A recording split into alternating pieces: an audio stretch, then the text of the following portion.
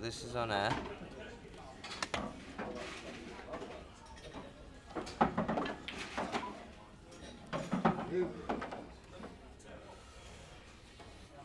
I've got a good idea. 1 second.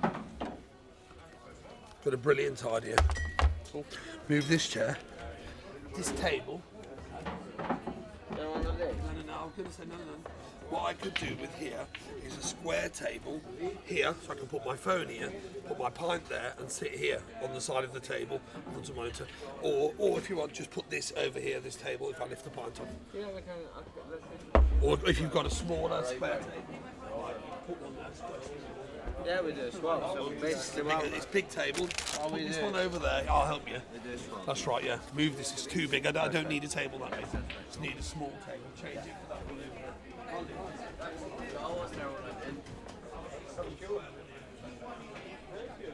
I'm wearing a house school as well.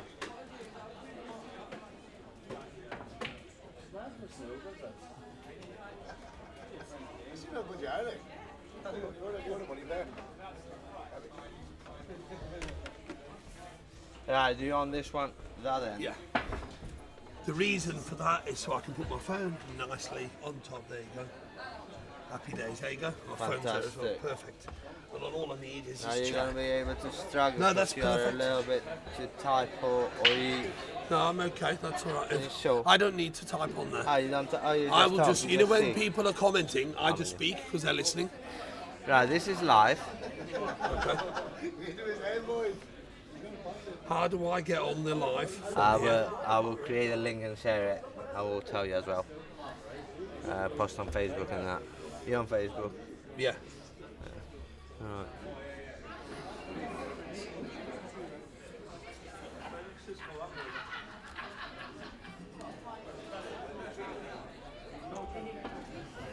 Are we still on for 1 o'clock or they can start in at 2?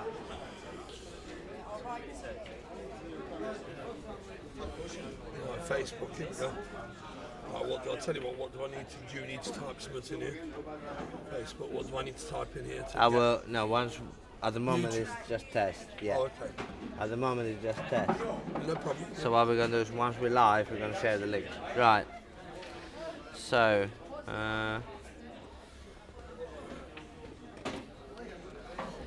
now this is off the stream, yeah?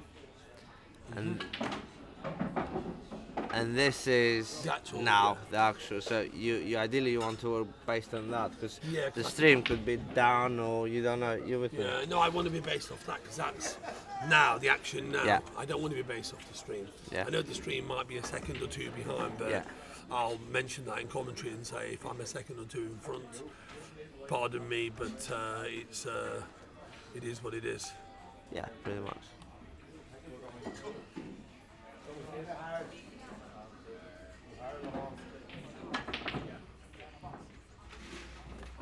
Just going to go and have a quick word with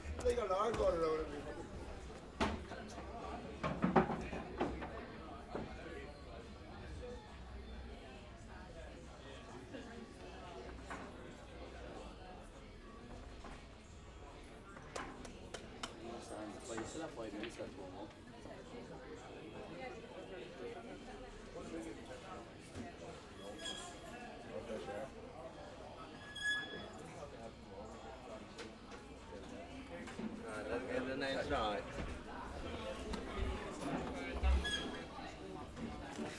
It might be easier. Using your phone to read the comments. Is that Yeah, okay? that's what I'm thinking. Let's do Yeah. that, yeah.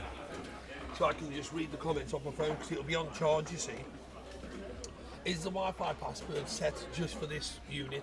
Yes, We that's don't want right. anybody, right, I need you to put the Wi-Fi into my phone as well. So, Yeah, well, that's so what that I way was the only calling. two things that are using it is that and this, and it will never fail.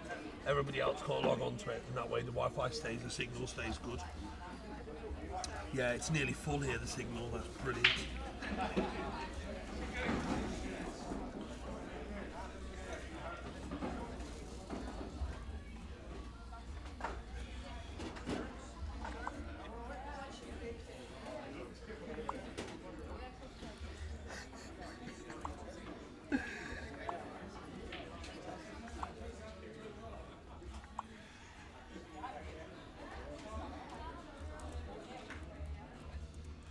What's the link for this?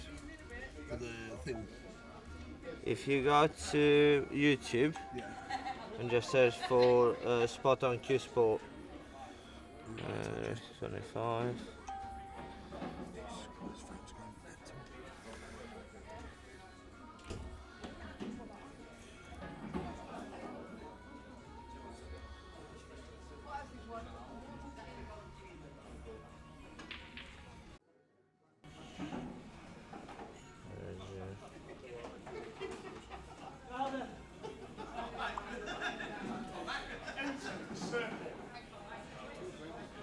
Is that you?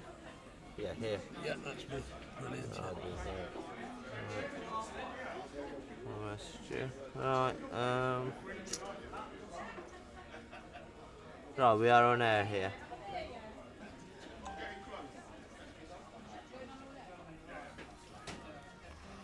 Right, do you want to do a test? So what I will do is I'm going to post the link now. And then you start talking. We're live. We are live.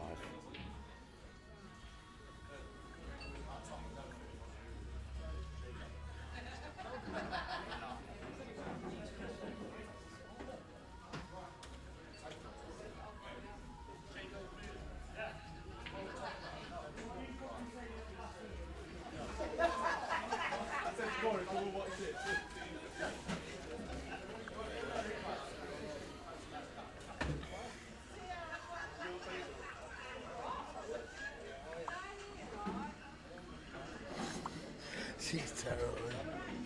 She's Christ.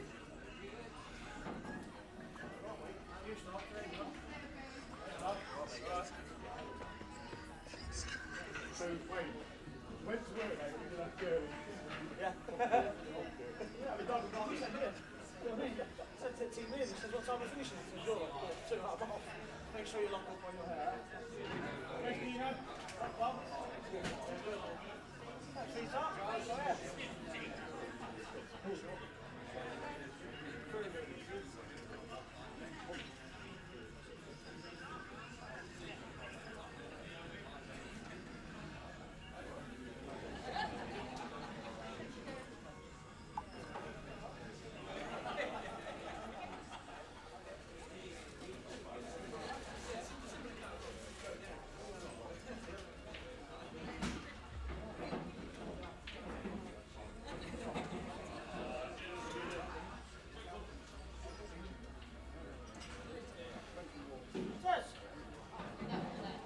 Wi-Fi here, lads.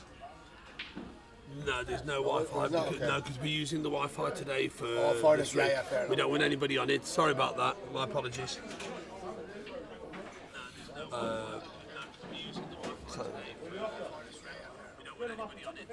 Are you doing tests now, or are we actually live? It's live. It's Okay. on. So Right. fine, so we should go. Okay, let's get on the page. Okay. Do I need to go to YouTube or just? YouTube, yeah. But we were gonna post the link on Facebook. Right, okay, do it So that way then. I'm Post it to tagging my you. page. I'm tagging you. Oh, so brilliant, yeah, okay. 20K. Oh.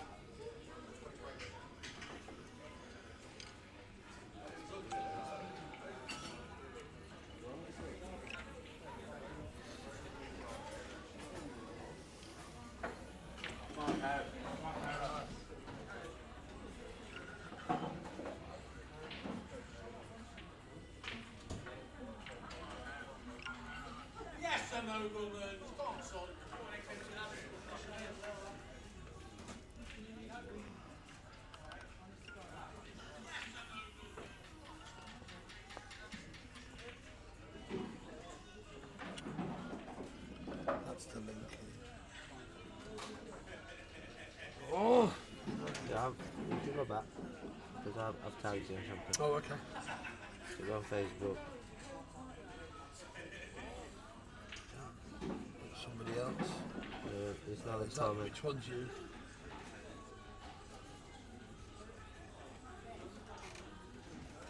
Waiting for your comment or tag to come on.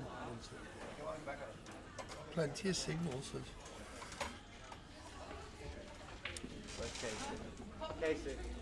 What's the? What, is this the Wi-Fi? What's Yeah, your I'm name? bringing What's Casey. your name? Ilias, mate. Ilias. Which is the one?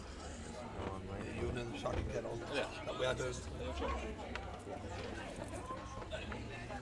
Can you log in ready for the Wi-Fi? We're just trying to keep it to the minimum. We're not letting the public have the password because otherwise it will kill the signal.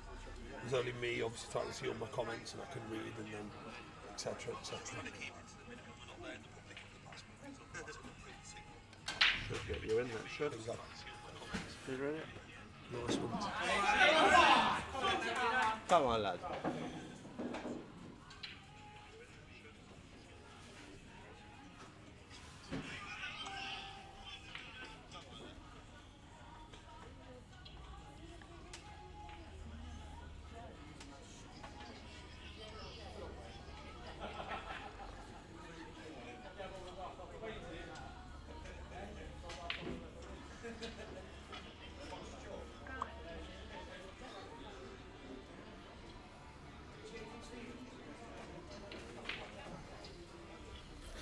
Why is still saying test? Doesn't make sense.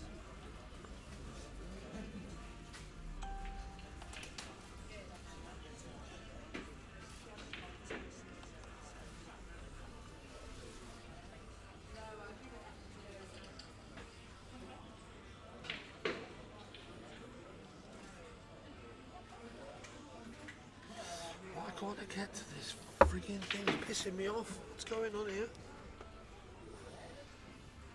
That's the one. There you go. go. That's somebody. Oh, is it? Yeah, that's well, me, here yeah. it is. Right, here it is. Okay. That's the one, mate. Click on that. Well, that's what, yeah. Yeah. I need to bring it onto Facebook. That's not Facebook, is it? So I can't see the comments. Yeah, you will. Yeah, you will. So here.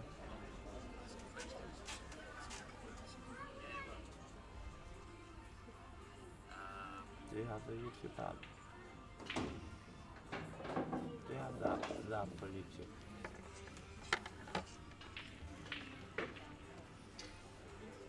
This is YouTube.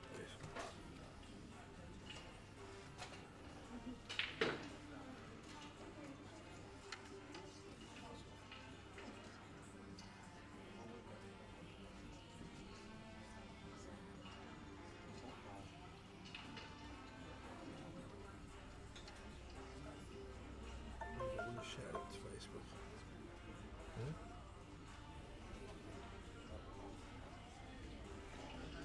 You want to share it to Facebook, don't you? Yeah, you can just share. Go back. Oh, right there it is. Why is saying still test? You updated it.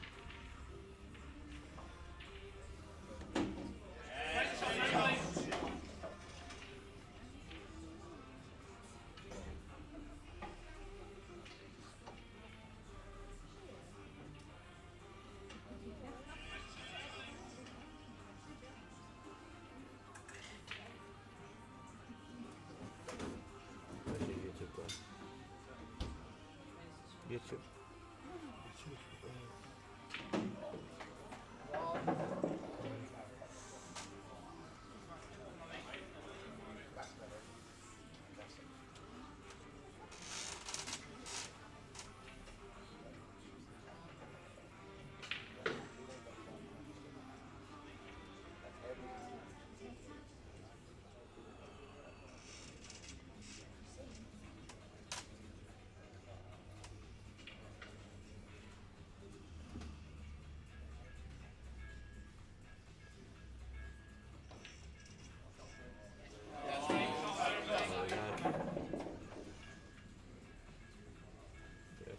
chat.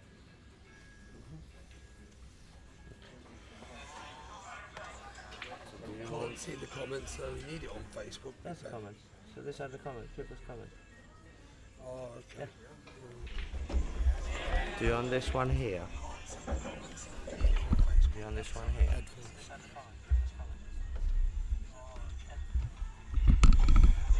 you on this one here?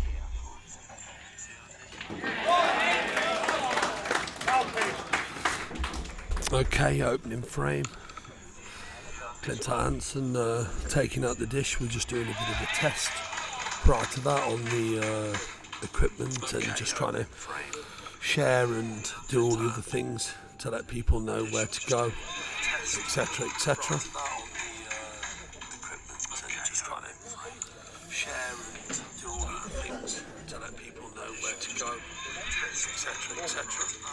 Notice the camera angle is slightly different here and not in line with the table. But sadly, there's nothing I can do about that. The camera angle is slightly different here and not in line with the table. Sadly, there's nothing I can do about that. The camera angle is slightly different here.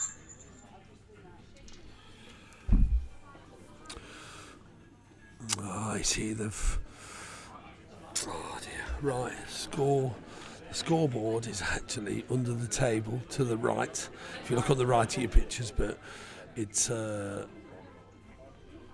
may well be that I'm going to ask them to move it to another table just to the left above the sign of spot on, so it's more evident for those that want to watch the score. It's 1-0 at the moment to Clint Ianson and Karl to break.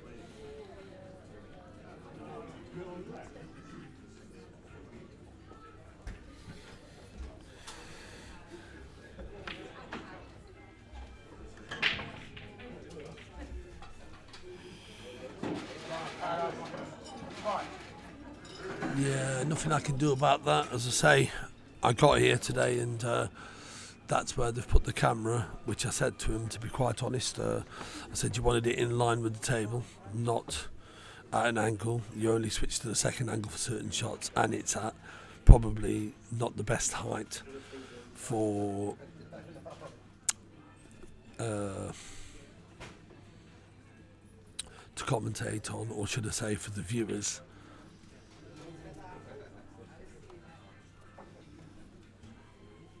No, Jakub, there isn't 2 Reggie Gills, mate. Turn the mic off now on my phone, just so I can read your guys' comments. So, enjoy the action.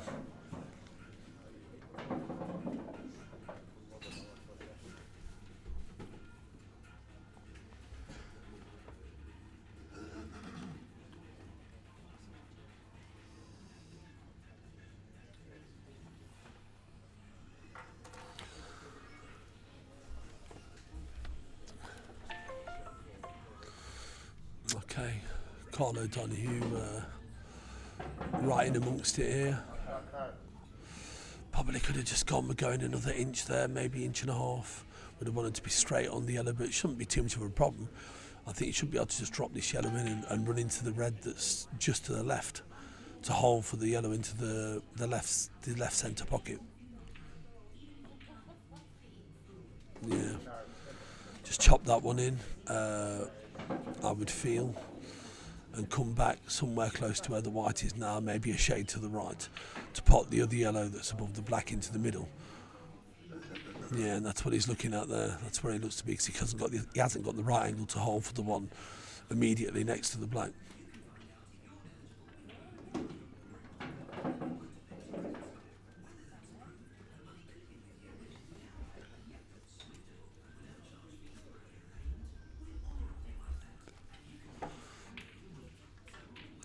Got a good angle on this, just to pot it and draw the white back. There you go. Pretty straightforward stuff here.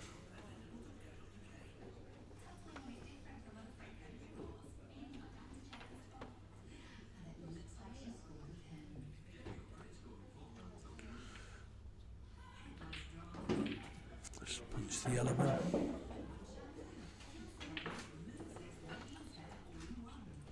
And that'll do him. Justice Black for one apiece.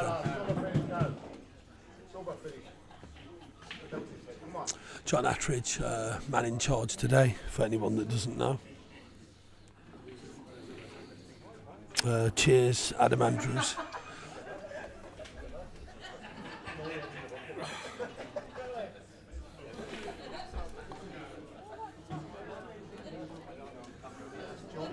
Both players have requested for the shark rack today to be used, in case anybody's wondering. So it's going to be some contest today.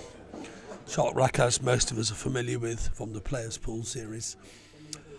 You know, the balls open very well. Doesn't guarantee you a ball, but certainly it'll be an open game.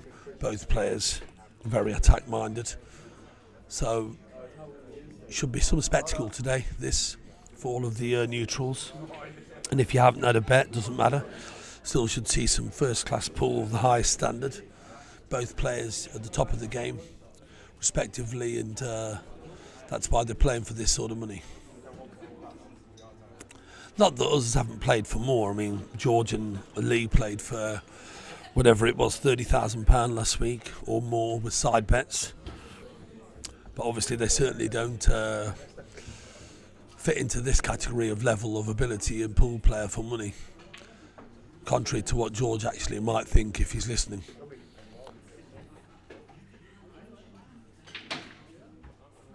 Okay, just about ready. Here we go then. Clint to break. One apiece.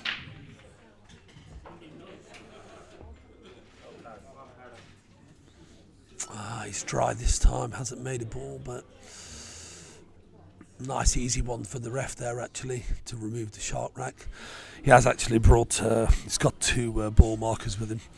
So I actually said to John today, I said, have fun out there with removing the balls around the shark rack at times, because it isn't the easiest job in the world.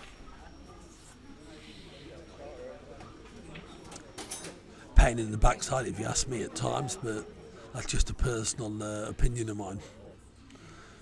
Good for the game though, nonetheless, because the balls do open well when you're using the shark rack, so pros and cons come to mind there. Karl gets started with the reds, but not the most favourable kiss there, and sort of left him a little bit willy-nilly, no man's land here.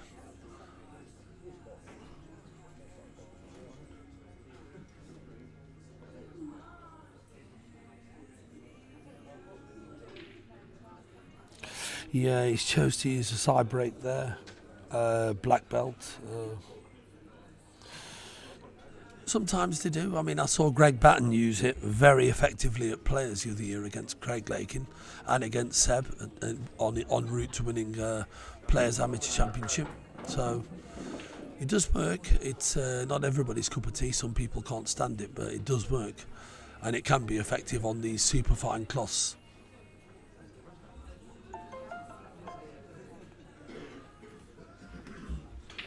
Here they come. James Humphreys-Jenks has arrived. Afternoon, James. You and Jacob out in Fawcett to pick fault today, yeah? Don't worry, I'll be deleting your comments if there's anything underhand.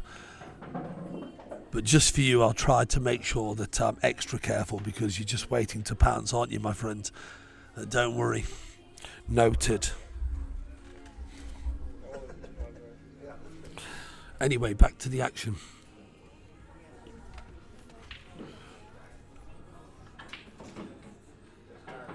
Yeah, good cue in there. Got through the white ball very nicely, 2 cushions. Got himself into good shape here. He'll be looking to get these, take these out. And it's his break next, so first chance to, if you like, for want of a better phrase, break the serve.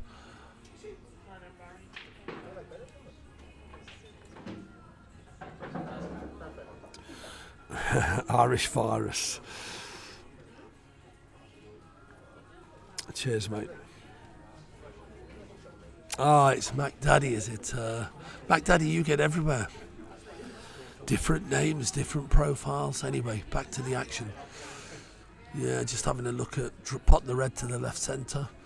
and just draw the white back to leave himself straight on the red. It obviously goes into the bottom right, but it must be tight by the way he was looking at it. So wants to play a good shot here, needs good control of the white, and he's played that pretty much perfect. The straight red then to the bottom corner should leave him the simplest of blacks. And there you go, it's in off the knuckle, so it was tight. He's played it very, very well, judged it well. Yeah, 2-1 then, 2-1 to Karl. Afternoon, Mark McClelland. Yeah, sadly, James, it is. But you're getting the pictures for all of you that couldn't make it. So at the end of the day, make the best of it and enjoy it. I think I had a word with the owner, and very nice fella, Julian. Yeah, good standard, Aaron.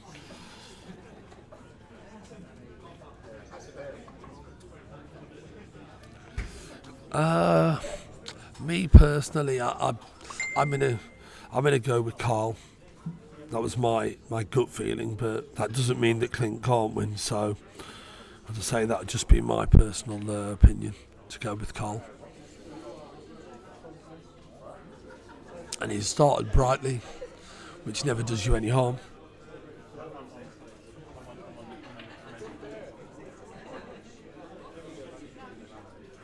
Absolutely, two naughty boys on show here.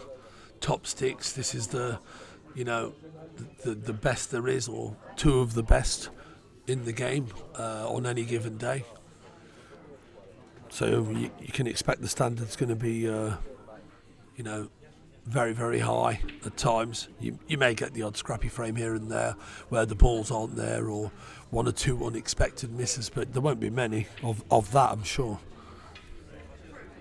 Referee just having a look at the balls here, just checking there's no gaps, that the rack's nice and tight. He's happy, so on we go. Karl O'Donoghue to break, leading 2-1 with the break of serve early doors. So if he can run out another dish here, gets an early advantage and get a couple clear.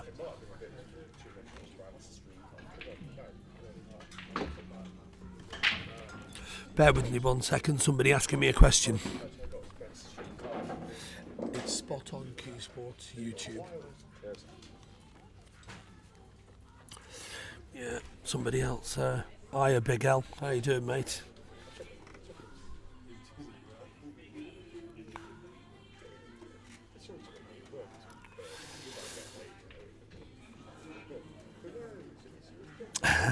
Black belt's not happy. Nothing I can do about that, mate. I can only commentate and go with the equipment that's in front of me. The camera angle is, as I say, when I came in, I wasn't exactly, I wasn't aware full stop, and I was a bit sort of sceptical when I looked at it and said, well, really, you want it behind the table in a straight line, just so you can see the table straight down.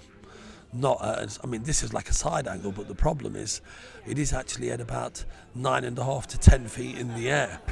I mean, if you're going to have a side angle, ideally you want it sort of just above the eye level, maybe a foot higher than the table, and being able to switch to it if you need to. But it's better just to have sometimes one camera in a straight line, straight down the middle of the table. It may well be at the interval for those that are watching. I am connected to the Wi-Fi here, so what I may do at a later stage is, if it's possible, get some sort of, if they have got a tripod here or something, or I can put my phone on, I may go Facebook Live and sit in the middle of the arena over by the players on a table and give you all a central angle, if that helps. Black belts, don't worry about it. I'm sure Julian will appreciate those comments, but if you don't like it, mate, you know what to do. Not a problem, is it, at the end of the day?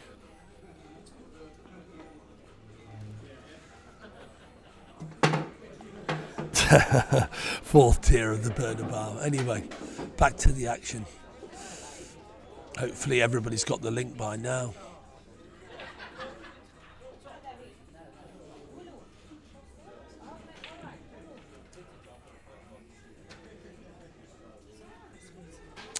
Karl O'Donoghue on the reds, as you already know. And he's just in a bit of a spot of a bother here. He's got to somehow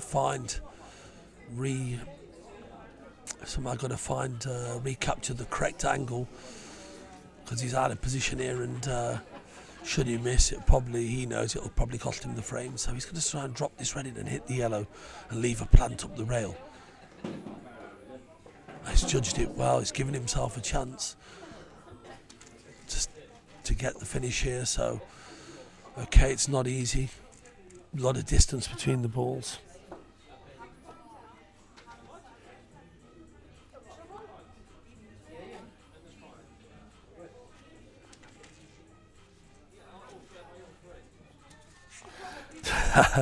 Yeah, I wanted it on Facebook. Like I said, before the halfway point, I'm going to make some inquiries to see if there's a tripod available around here, and just use my phone and go live and commentate using a central position. Much easier. Sit on a higher chair so I can look down straight at the table. That's a good shot. Okay, it's not an easy pot on the red, but certainly makeable, and certainly got a good chance to get out somewhere close to the black. So he'll take that. Good shot. Never easy then, plants from distance when there's space between the balls. Made it look easy, but I assure you it isn't.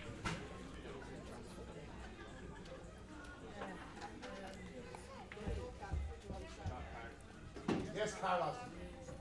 Yeah, made it look easy. But again,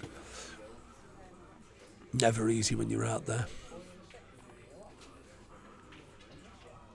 Yeah, Karl O'Donoghue here started in exactly the right manner that he would have wanted.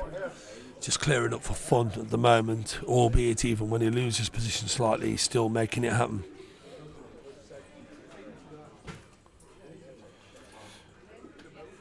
It is, but if there's a call for it, or enough call for it, and the venue don't mind, then I would do it. I'm not going to do it, obviously, unless the venue say so. If it means staying at this angle, Jacob, then that's what we'll do all match. Yeah, nice clearance. As I say, he started in exactly the right manner that he would have wanted to get here, come here, get off to a good start, get his arm going, and he hasn't missed anything, so fair play to Karl O'Donoghue. He looks nice and relaxed, sitting just in front of me over here with a few of his lads that have come with him, and looks very buoyant, looks very all smiles, and very relaxed, which is important. I'm going to go, like I said, my gut feeling was, and this is nothing personal against Clint, 'cause I've got a lot of time for both players, both good, great lads, but my gut feeling was Karl would get it. But I think it'll be closer than last time. That's just my gut feeling.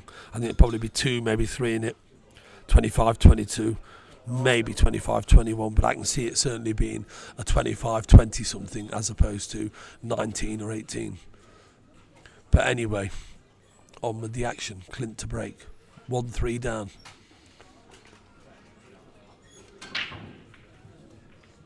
Launch. He's made a ball this time. Nice intervention from the black, kissing the yellow in, otherwise he was dry. Shark rack again. Nice easy job for the referee just to move it there. No ball markers required.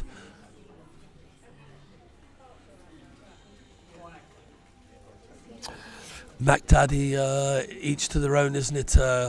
You don't seem too bothered by it, but others have got vertigo and all sorts going on here. Jesus.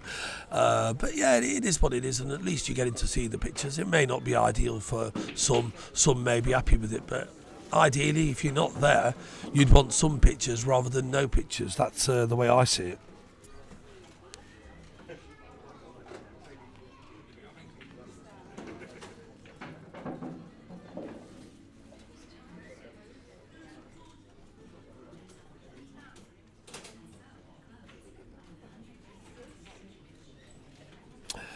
I'll have a word about the scoreboard and maybe move it, but where am I going to put it? Because I think actually we'll put it on the spot-on table, because I'm actually viewing this from a laptop computer with a picture, and there's a bit of I'm looking at the spot-on Q Sports table. I'm thinking it'd be better there, more clearer for the fans.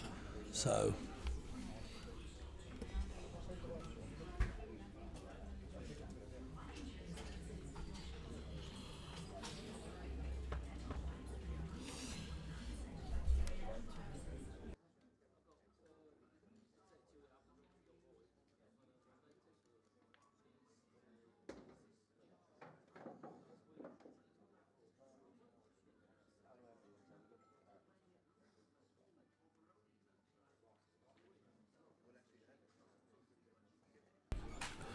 Yeah, sorry about that. Just turn the mic off temporarily. Going to get the scoreboard moved, set the word with Julian, and wait for this frame to finish.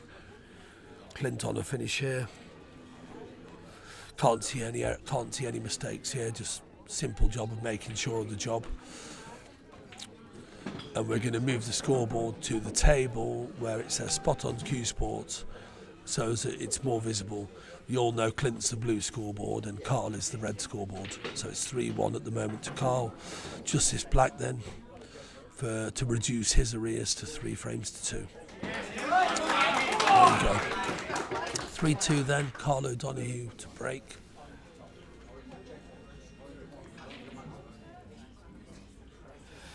Liverpool 2-0 up. Well, there you go.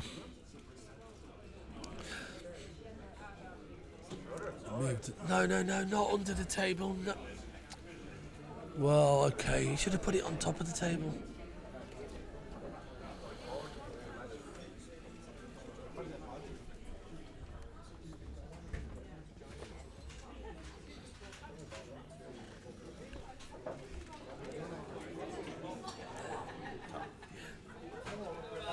I've just asked them to move the scoreboard because I just don't think it's right the players having to keep bending all the way down to change the score, put the scoreboard on the table. I know the ladies have got the handbags on there, but the handbag will just have to get moved in this case. No problem, Jacob, no problem at all. It's a Spot On Club in Sneinton, the home of Clint Ianson, his home venue. This is just fraction outside the city centre. The link. Do you want it on there? It's okay now, but you don't want you don't want them bending down every minute to keep. He's an old. That's fine. He's an old fucker, isn't he? Good Attridge, so you don't want to be busting his back. No, exactly. You just don't want them bending down every minute. You want to be able to walk past it, flick your score over, etc. The link for this. A lot of people obviously want one or two are obviously the angle, but it is what it is. Okay, got the scoreboard. That's better, a lot better now. Karl O'Donoghue leading 3 frames to 2 to break, so he's had a break. We've had 1 breaker serve so far.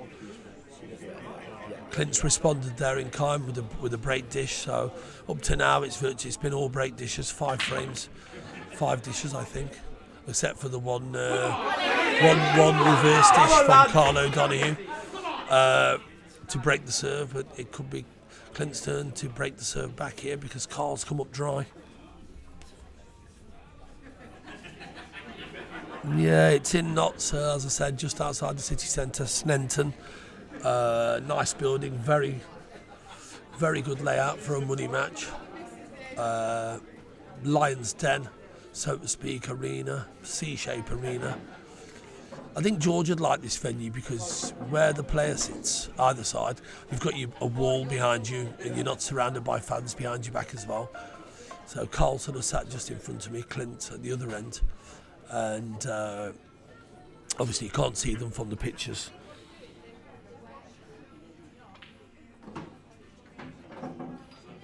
Thanks very much for that, Mark Bailey. Intervention there by Mark. It isn't ideal, but at the end of the day, would you rather not have any pictures and just be getting a text message and an update from someone in the audience, or having a chance to actually view the game? I know which one I'd take all day long.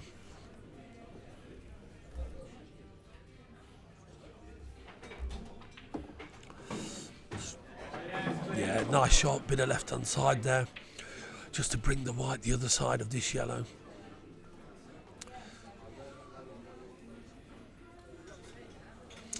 Maybe not ideal on the yellow, but certainly he can get some work on the white to regain perfect position. But main thing is obviously he's actually got space between the white and the yellow, so there's many shots here he can play. Whether he wants to screw it or stun off the cushion to play for his next ball, I would imagine. And he's, as I say, that's what I meant about he's got options. He's got a running side and come round, giving himself an option of 2 balls rather than play for any 1 ball, which is always a good sign. Shows he's thinking very clearly out there rather than just trying to play inch perfect for a single ball at a time. Yeah, absolutely, James Humphreys Jenks, and it's free as well.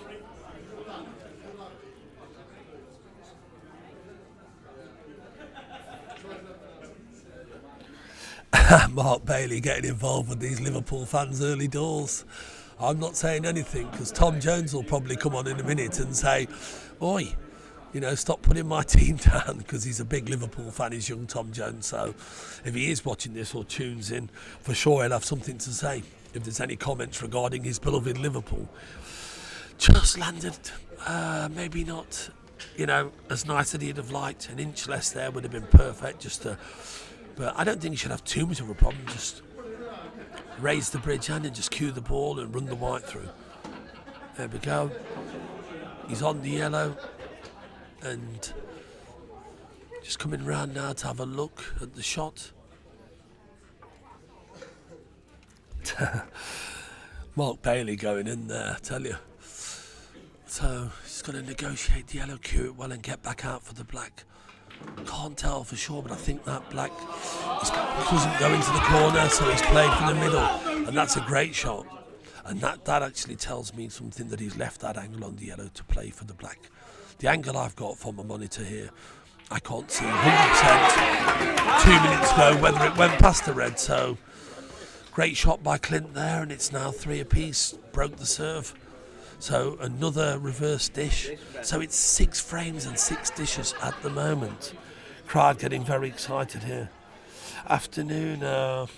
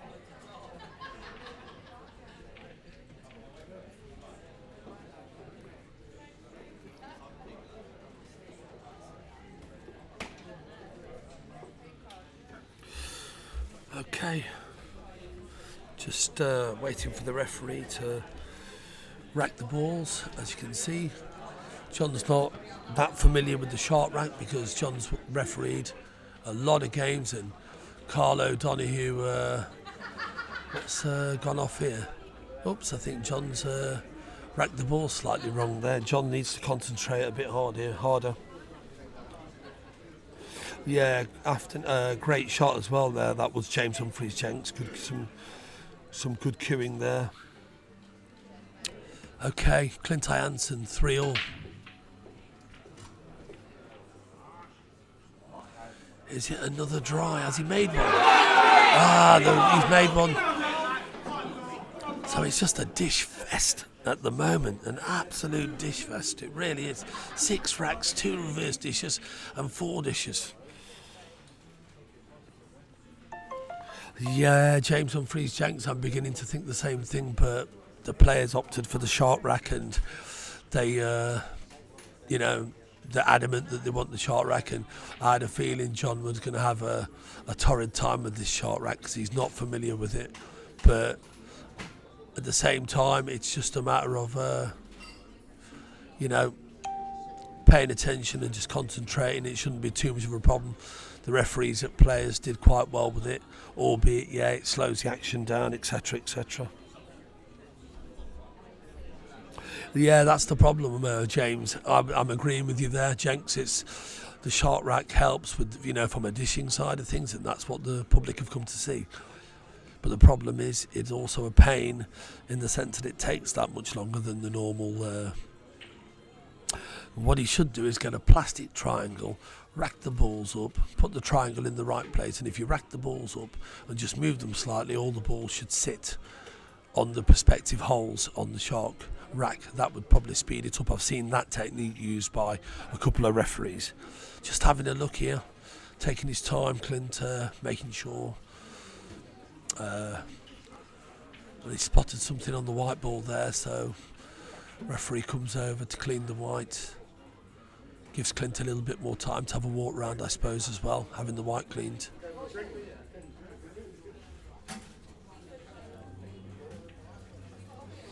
Yeah, Mark Bailey, I agree. It's just one of those. I've seen some use up players very efficiently, so it's just a matter of practice makes perfect. Perhaps I think John hasn't in previous money matches used the sharp rack, so just have to bear with him on that one. But he is a top referee, been around a long time. John Attridge, reffing games, so certainly we have a good man in charge of proceedings. But the crowd have been very well behaved. So makes the referee's job that much easier. Okay, he's just having a look here, Clint, on the reds. Having a look where he wants that white ball. You know, he'll want to reassert himself here and get back in front. He broke first, so of course, having been 3-1 down, won the last two. He'll be looking maybe another good chance to dish these up and get his nose in front.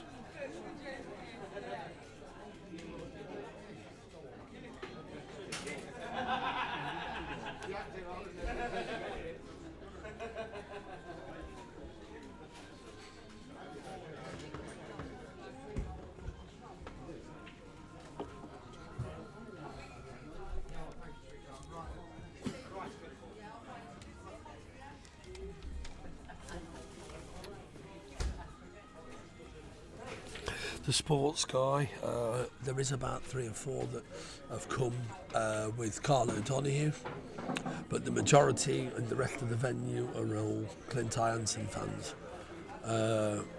And as proceedings carry on, more and more will turn up here in the venue. Karl's, it looks like, just come with the few that have travelled with him. But you never know, there may be more turn up as the match goes on. Early days yet. Back to the action. He's played a good positional shot, got on the red, and that's another good shot, held the white well. He's finished on the red that's behind the yellow, the awkward red. I don't think it's straight enough to avoid the cannon or avoid cannoning into the yellow that's closest to this red.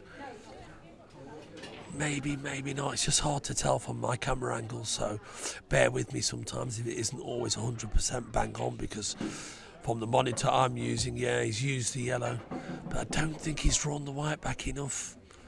Hasn't gone far enough by the look of it.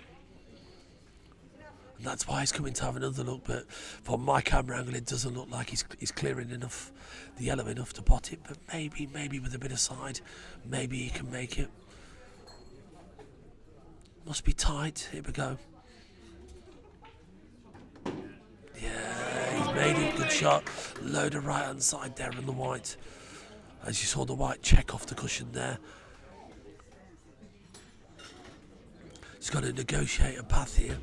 There is a path here. He could fly the red in and come off the top cushion behind the black spot side cushion and come that way up the table, or top it through the left hand side in a straight line and come straight up. Depends on which way he fancies. He's going to go top here by the look of it, or is he stunning it? Yeah, he's gone top with left hand side. Great shot. Good cue in that. Look at that for a shot. Superb. Made this black a very simple shot because he played the previous shot so well. There you go. There's the roar from the crowd.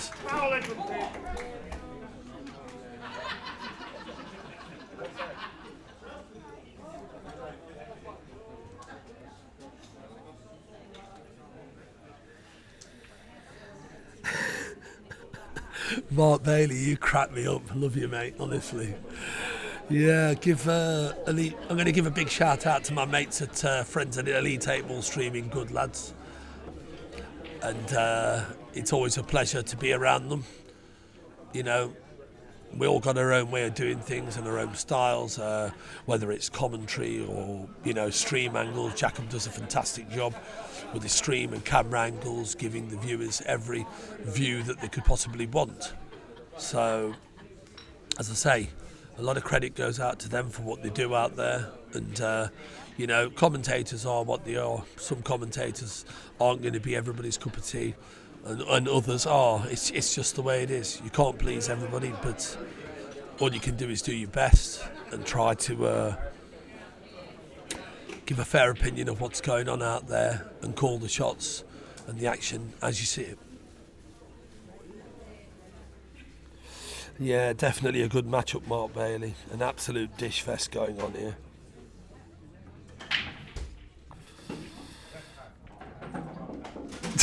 It's the photographer in him. Yeah, I noticed. I remember when he come to Derby and I was playing James Humphreys Jenks, and he was messing around with my camera, my mobile phone, turning it one way, turning it that way.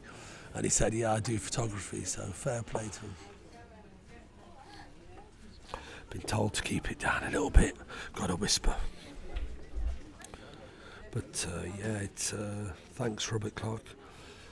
Here we go then, just going to whisper a little bit quieter there, getting a bit loud. So it's Karl O'Donoghue trailing 4 frames to 3. And he's in here, behind the break. Going to play the plant, yellow on to red. Made it, but has he lost the white? That's not ideal. And unless he can get through to the red on the rail and plant it down the rail, then could be end of break. Looks like he can though.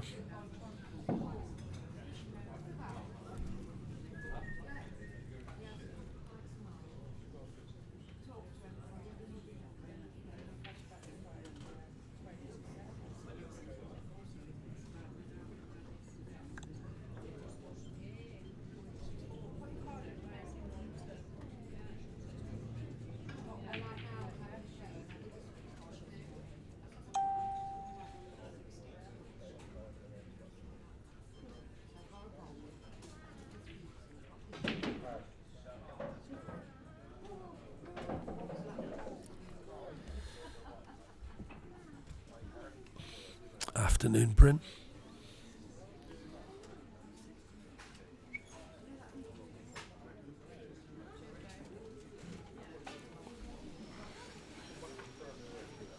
Just answering another friend request there, so pardon me for missing out on the commentary for a couple of seconds, but Karl O'Donoghue, there is still a chance to run this rack. It's not going to be easy.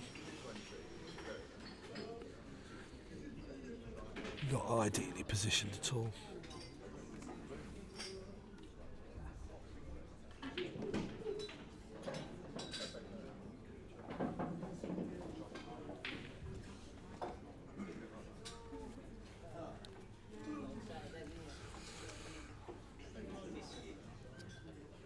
Just looking at that's the problem ball, the angle to pot the red and get the disturbance on the black. Knowing, well, pretty much hoping that he should have a shot at, I think the red is to the right. Worst case scenario. And if you play it that well, you should have a shot at more.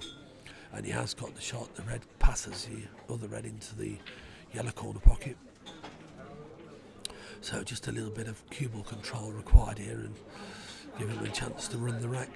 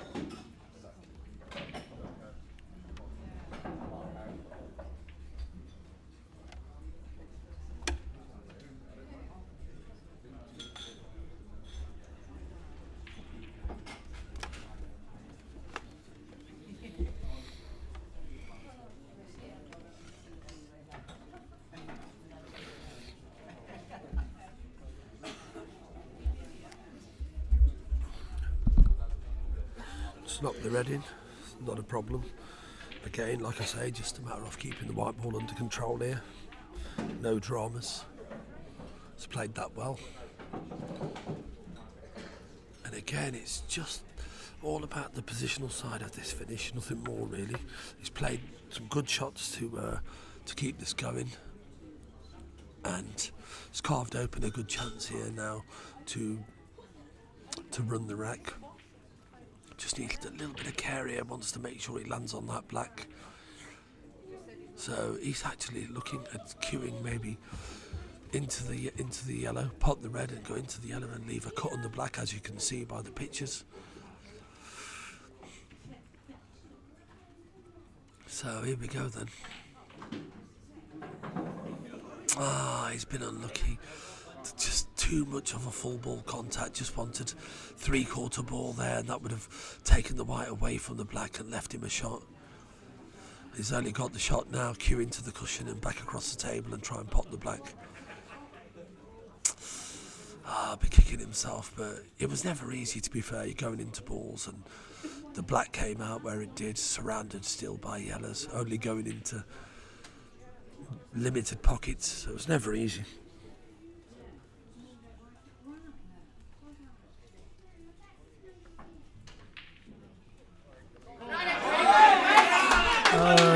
Because when it gets quiet and you're talking, I'm not a million miles from the table, so it gets kind of quiet in here. So I've just been told, obviously,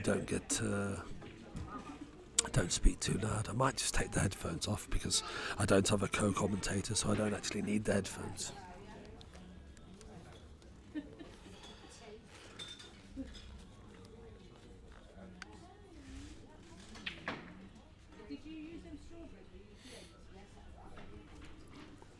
See, Liverpool keeper's up to his old tricks and finished business there, keeping us informed. It's 2-1. Oh, can anybody tell me if Mo Salah has scored in this game? Just taking us away off the action for a split second while Karl's having a look at the table.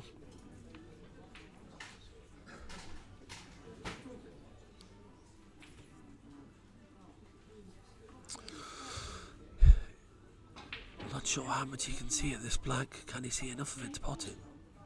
Oh, so he could see enough of it. Hasn't cut it enough, put it on the bottom bunker first, so definitely could see enough of it to pot it.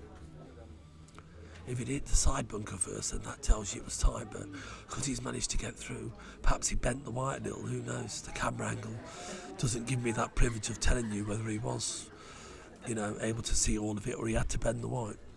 And maybe he overcompensated when he bent the white.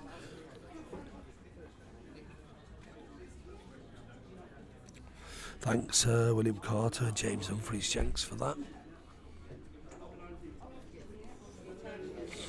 Clint at the table then.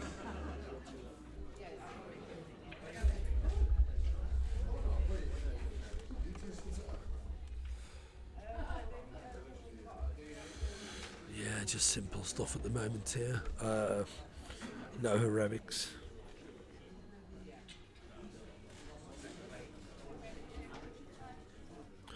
No, I haven't. I've got a... While Karl's having a look at this, I'll very quickly intervene and say I've had a side bet with a Liverpool fan who's been singing his praises all summer. And he says, I'll have you £400 that Mo Salah scores 30 Premier League goals, no cup competitions allowed. And so I snapped his arm off and said, I don't believe he'll score 30 in the league for a second season. I doubt it very much. Good bet if you ask me.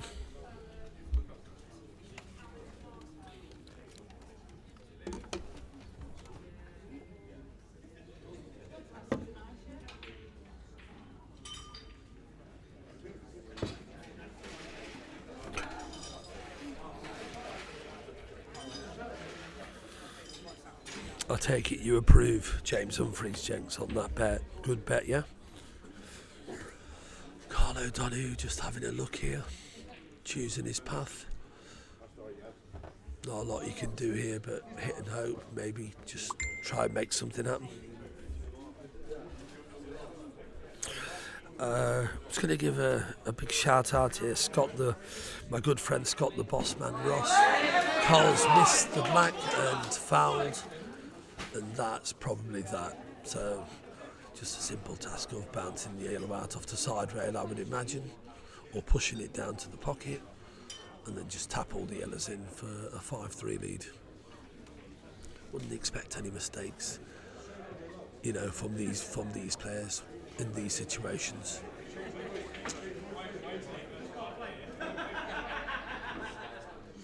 Just taking his time and making sure, having a look which way he wants to go about this.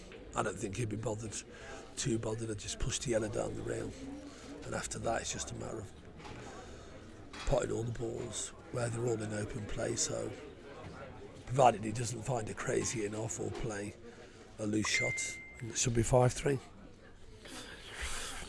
Scott the boss man, Ross, there's a lot of people out there that like the site.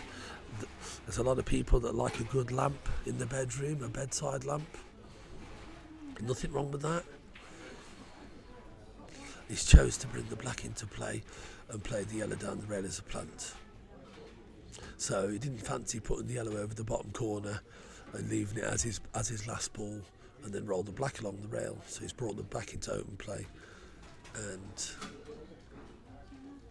maybe he's not happy with that positional shot. This is one of those horrible shots. If you catch it wrong, you'll catch the far knuckle on the middle bag. It's got to be right.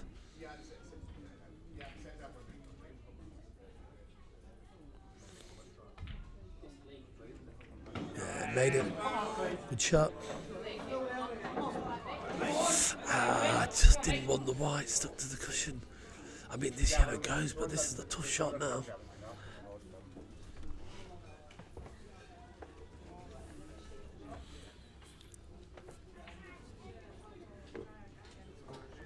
No problem, James Humphreys Shanks. See you later, mate.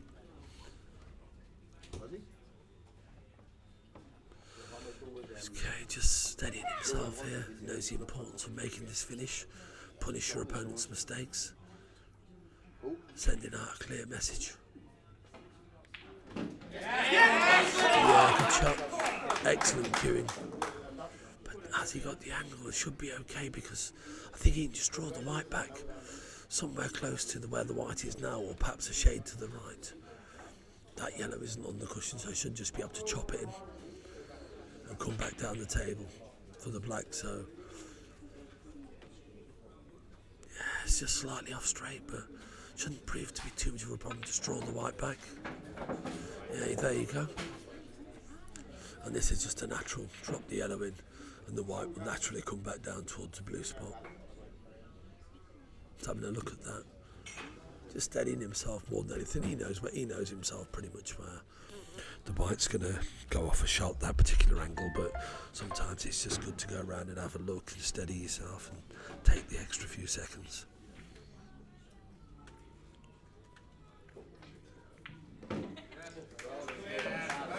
Made it. Wow, I'll tell you what. This isn't as straightforward as it should have been. Standard shot, definitely, but here we go.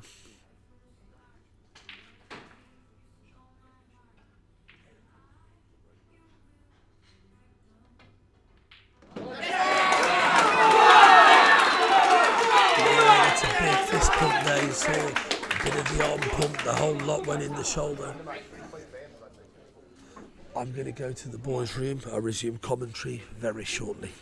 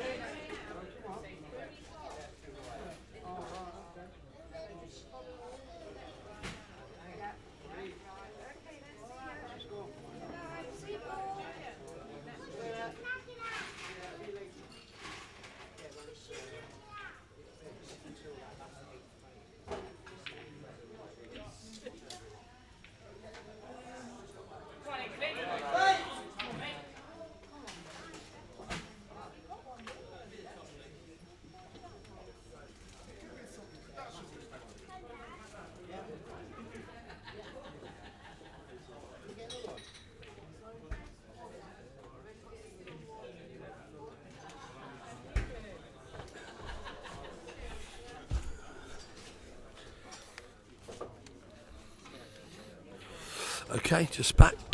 Just had to go to the gents. Haven't got a co-commentator, my apologies, so should that time occur, try and do it in between frames.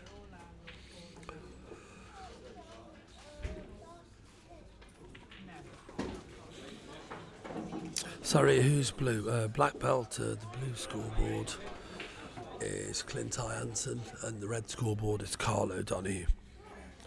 Clint's won the last 4 frames. For anyone that's just tuning in, it was 3-1 to Karl. And Clint since then has taken the last 4, and standard's been superb, to be quite honest, that's the only word.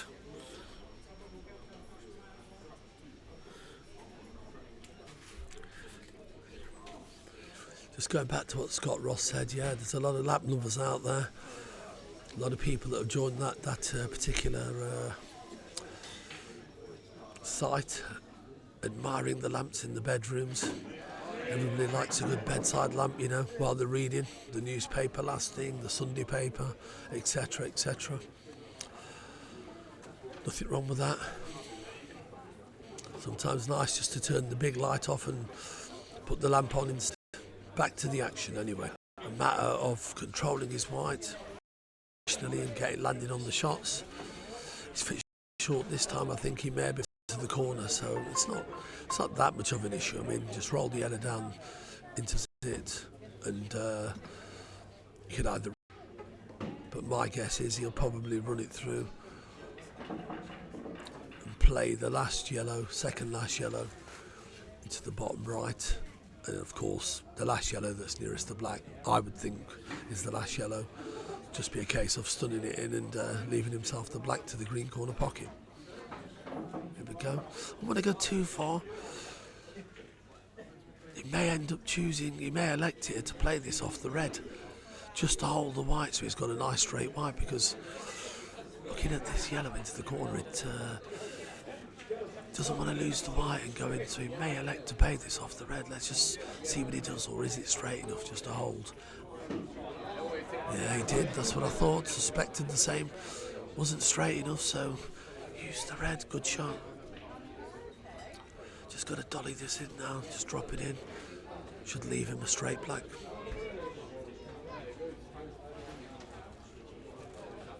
No problem, black belt.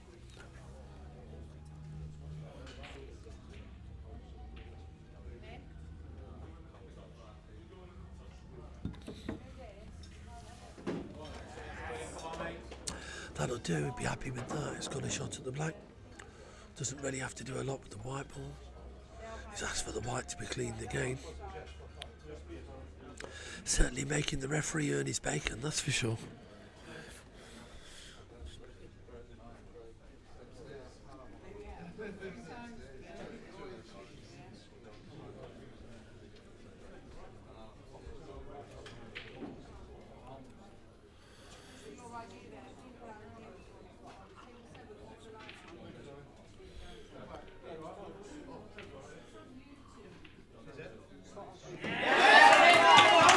Shot, well played, and that gives him a 6-3 advantage.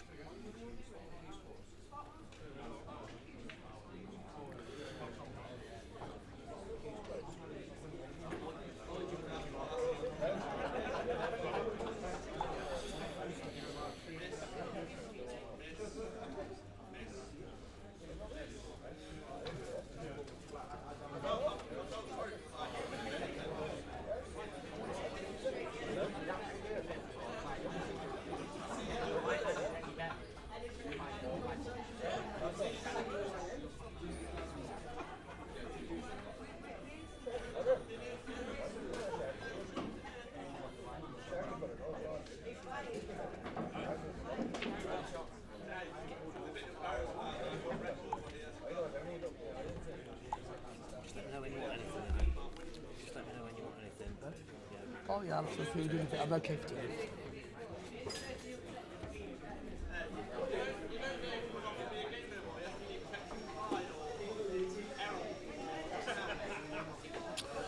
Okay, referee just getting us ready, checking the balls.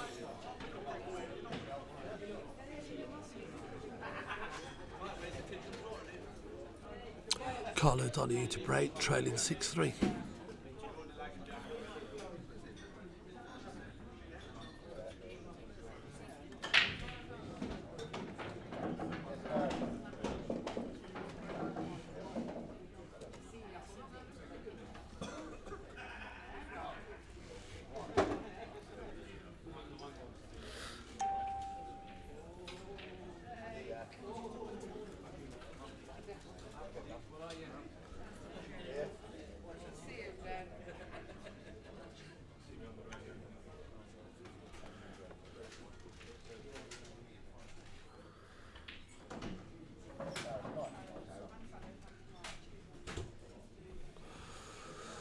Okay, it's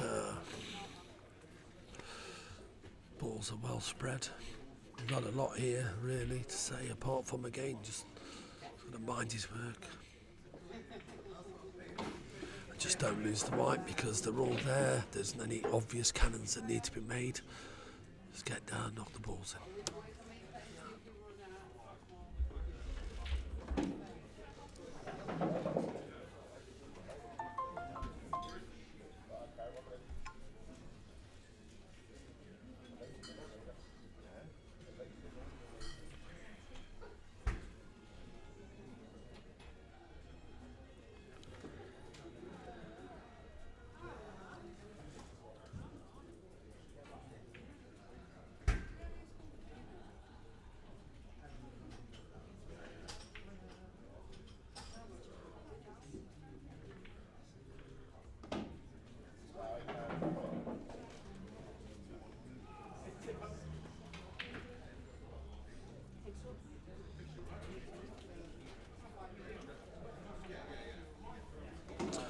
Yeah, good shot. Negotiated the plan nicely. And that brought about the chance to win the rack. But again, not ideal. Expect him to make it, but should have been easier than this. Yeah, this guy pots balls for fun though, doesn't he? Good finish. In the end, 6-4, pots the balls well.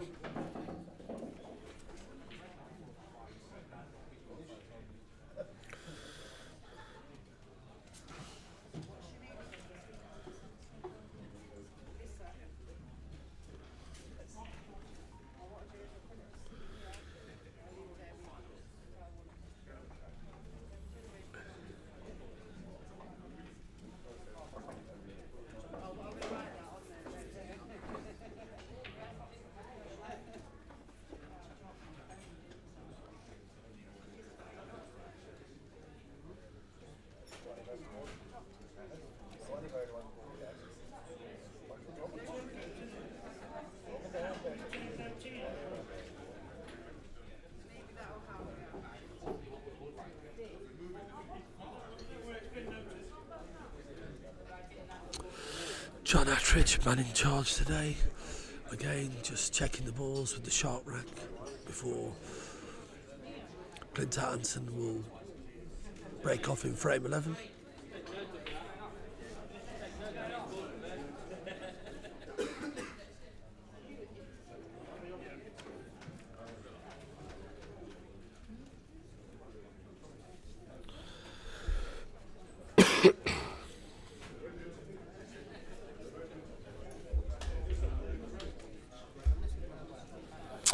Clint Ianson, Zach Shepherd winning 6 frames to 4. Clint is the blue scoreboard for anyone that's just tuning in, and Karl obviously the red. I think Clint's just gone to the boys' room. I think Karl's left as well, likewise. So resume the commentary once the boys come back in, and it's Clint Ianson to break.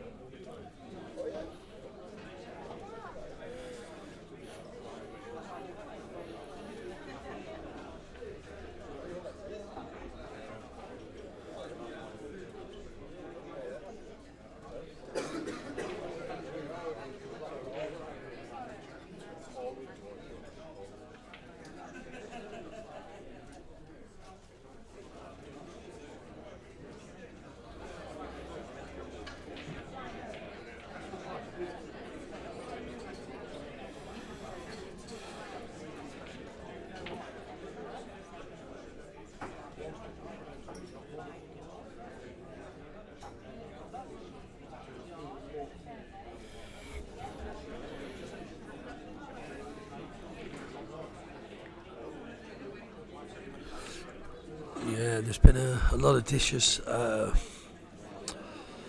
We've had 2 reverse dishes and the rest have all been straight dishes off the break, so it's been a very high standard up to now. Served up an absolute dish fest, these 2 so far. Fair play.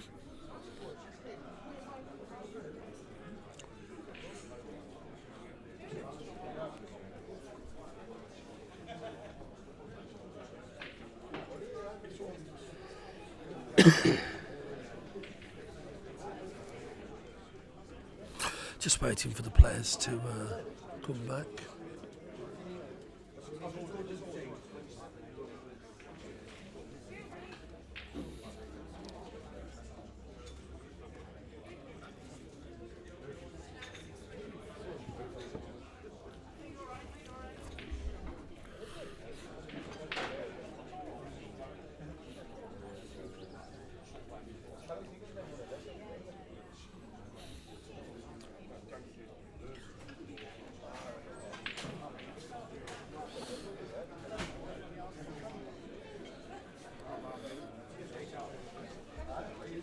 Stuart Prince.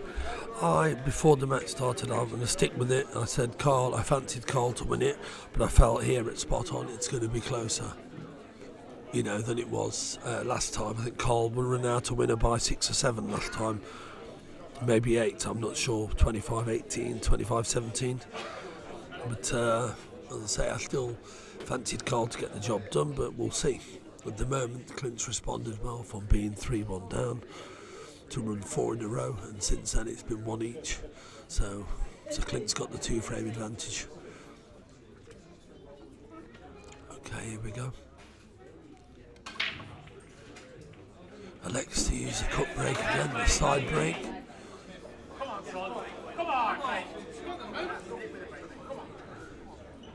He's made a ball again, he's in.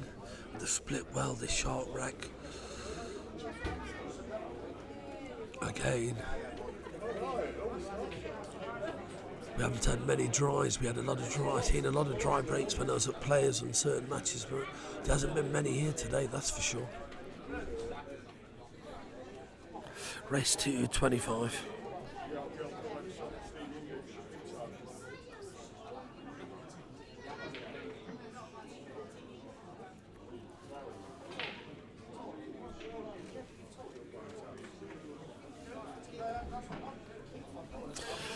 Can anybody actually tell me, is this actually accessible on Facebook or is it just on YouTube? I'm not actually sure because I didn't set it up, so does anybody know? Can anybody answer that? Anybody watching? Is it on Facebook or has it just solely been tuned into YouTube? Because, like I say, I didn't set it up, I'm just commentating on the game. That isn't the best shot there, he's lost the white slightly there, it's gone on top of the black. Awkward queuing now.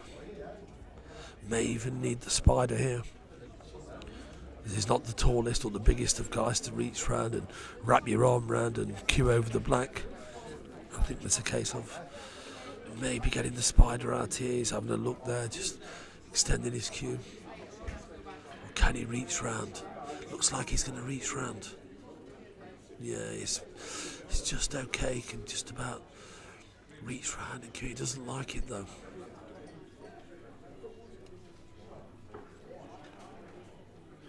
So it's only on YouTube then, yeah, pity. I'd rather it had been on Facebook, to be quite honest, but it doesn't matter, we've still got the pictures and I can still read your guys' comments, so it's all good.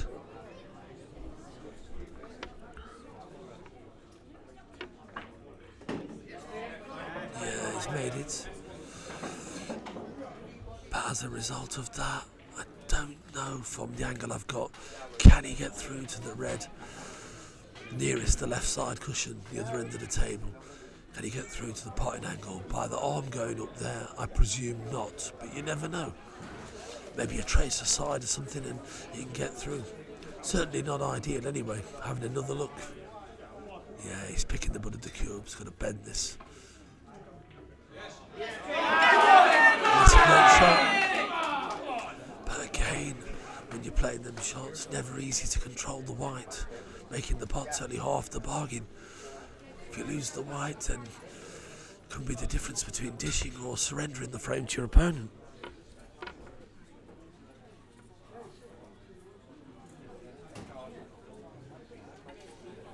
Cheers for that finish business. Still 2-1 to Liverpool, for anybody interested. My interest is solely on the game in hand in front of me. Can't really get involved in the football while I'm doing this.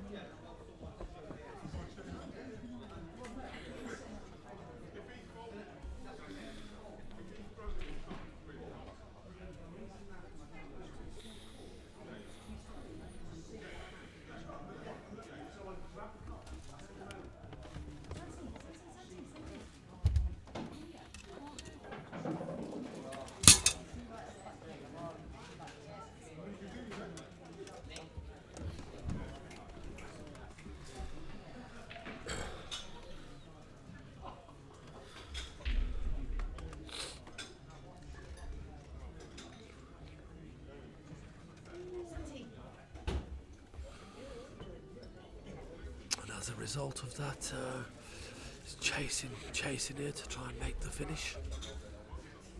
Needs another good shot here. Needs to control the white. Should he do that, frame at his mercy.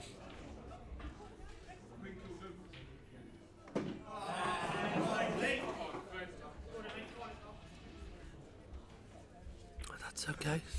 Still there, still on the shot. Would have preferred it into the middle, but I'm guessing now, or I'm going to stick my neck out and say he's going to have to make the cannon. As you can see, doesn't fancy it down the rail, well, into the top yellow, into the green corner pocket. So he's going to try and just drop this in and cannon onto the yellow to hold for the black. And he's had that right cannon. Look at that. It's worked out a treat. Simplest of blacks and just dolly the black in for a 7-4 lead.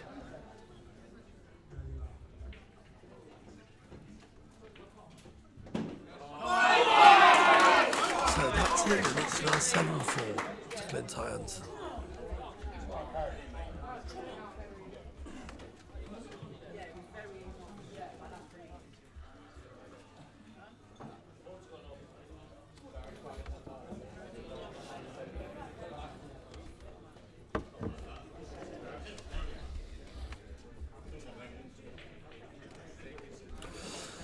John's just John Attridge, man in charge today. For anyone that doesn't know him, been around a long time, senior referee, very competent referee as well.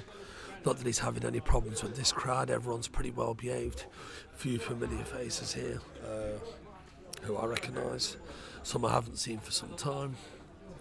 Quite a few ladies here as well watching this match. Interested, perhaps come along with their partners for an afternoon out of pool.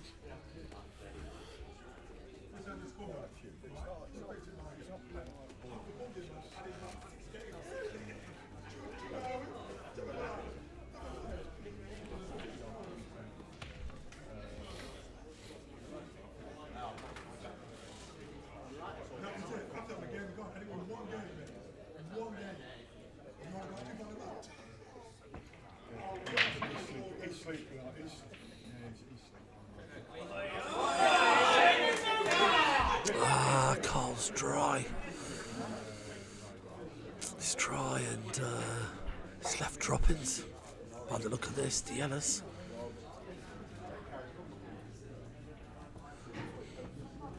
But it's early days and momentum swings backward and forward, so at the moment the momentum seems to be with Clint after a bit of a, well, I wouldn't even say slow start, after a reverse dish to give Karl a 3-1 lead. But since then it's been all Clint. Pretty much 6 out of the last 7.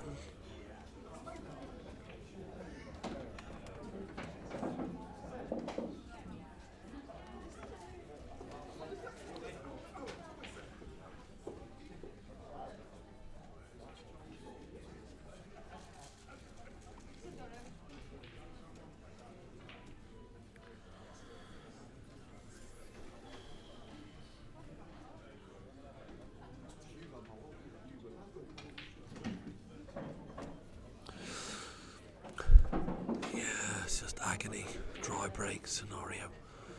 Come back, walk back to your chair. Got the visuals here. Can see Karl sat in his seat just watching. There's nothing you can do about this loneliest place in the world.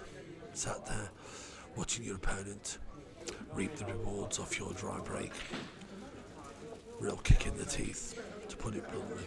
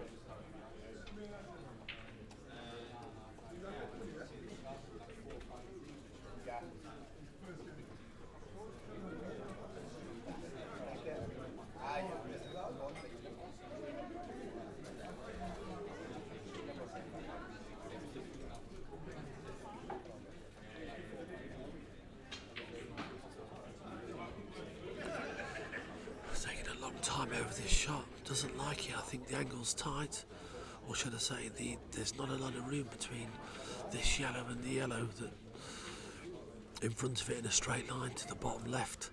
Even had considered the chop into the middle there for a split second, and I looked at it.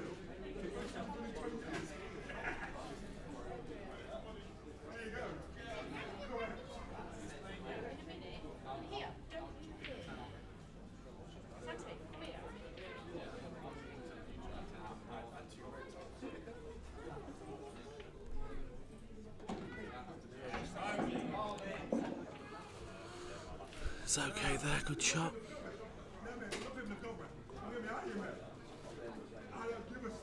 Just a little bit of work to do, just got to mind his work here. Well, it's a great chance to open up a 4-frame lead.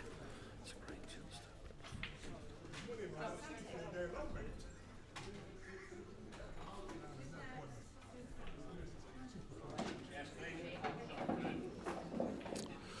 Yeah, he's in pretty good shape there. Wouldn't expect any misses from here, to be honest.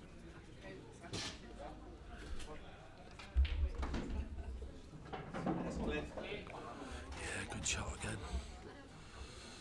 Maybe overdone it slightly, but probably cut the ball to the right centre here,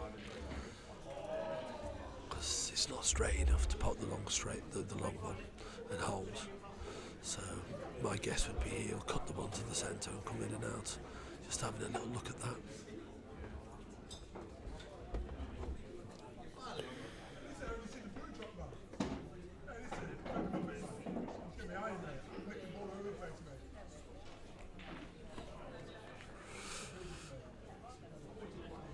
It's not probably gone quite according to plan, what he had in mind, but he still has a shot.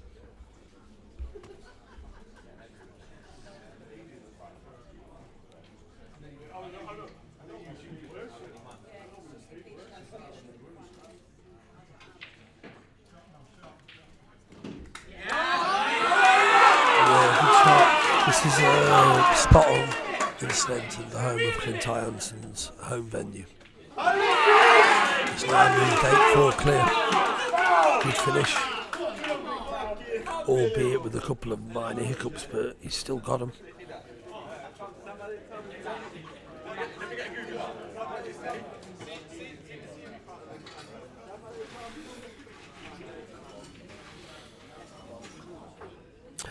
Yeah, I think he's just, no problem, Craig. I think he's just trying to pump himself up there, Nigel. Get a bit of adrenaline. Sometimes when you hold everything in, I tend not to do it, but I can understand why players do it, to get themselves fired up rather than, not show any emotion and just say nothing. Some players prefer to, give it the big, just to get fired up, I remember the days when Peter Ebden used to do it at the snooker, back in the Crucible, back in the in the day, in the last decade. Getting pumped up, especially in the late 90s, against Ronnie on one occasion and other players, against Sean Murphy on another. So it takes all sorts really.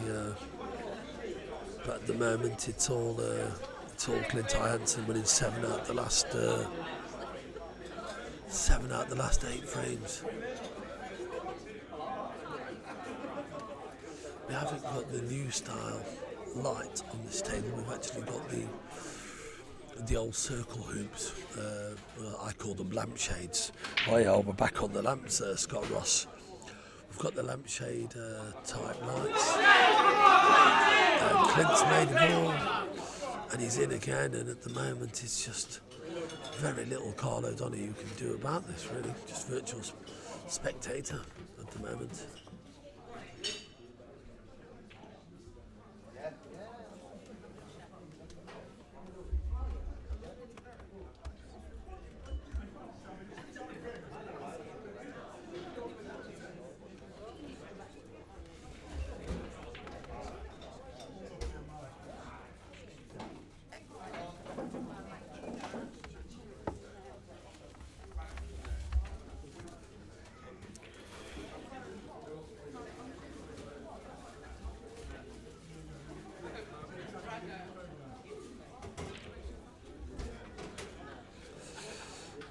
Just looking at the shot, looking at the route, no rush, scoreboard very much in his favour at the moment, 8-4 ahead, another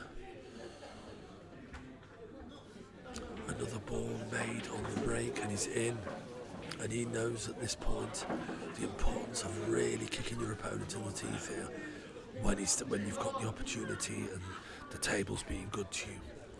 It's momentum. He's got the momentum, and you've got to take full advantage of that momentum when it's going your way. Because as easy as this has gone Clint's way for the last half hour or so, it can soon turn the other way, as we've seen so many times in pool matches, money matches. So at the end of the day, he'll take all the time he needs to try and make sure he doesn't make any careless mistakes.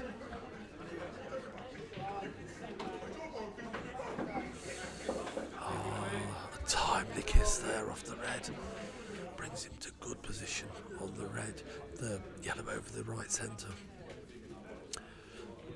He could actually just run the white through off this yellow, play for the yellow behind the red, and the last yellow would probably be the one that's above the pink spot, and that looks like what he's doing here, just dolly this in. No, he hasn't played the best shot there. He's left the white on top of the red. Wow, strange shot or what?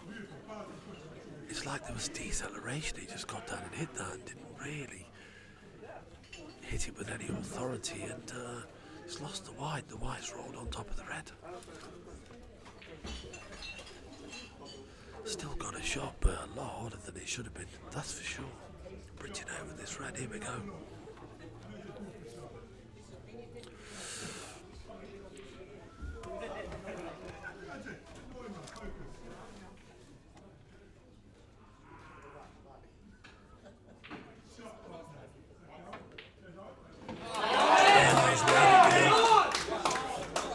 Great shot, great cueing.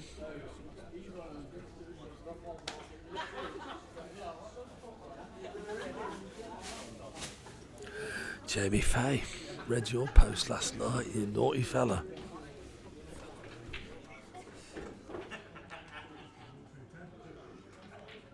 Yeah, good cueing.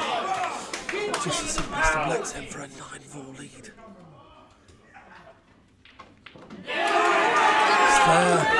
It's there, you know, and there wasn't no big fist pump that time, but that was a lot better than it. That shot bridging over the red was a hell of a shot, because trust me, one moment like that can turn a frame and turn the momentum. Cued it well and dropped it in. Crowd getting excited already. We're not even at the halfway point, and there's only one Clint Ianson type of thing already starting to happen. I'm sure we'll hear a lot more of that. The more lager and beers are drunk here, the more we're going to hear that throughout the rest of this match.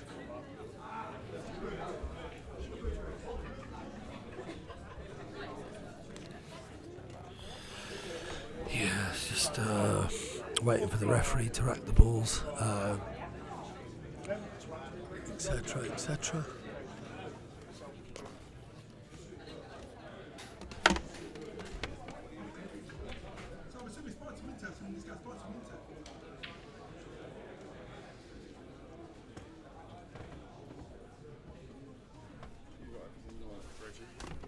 Yeah, no, I'm right.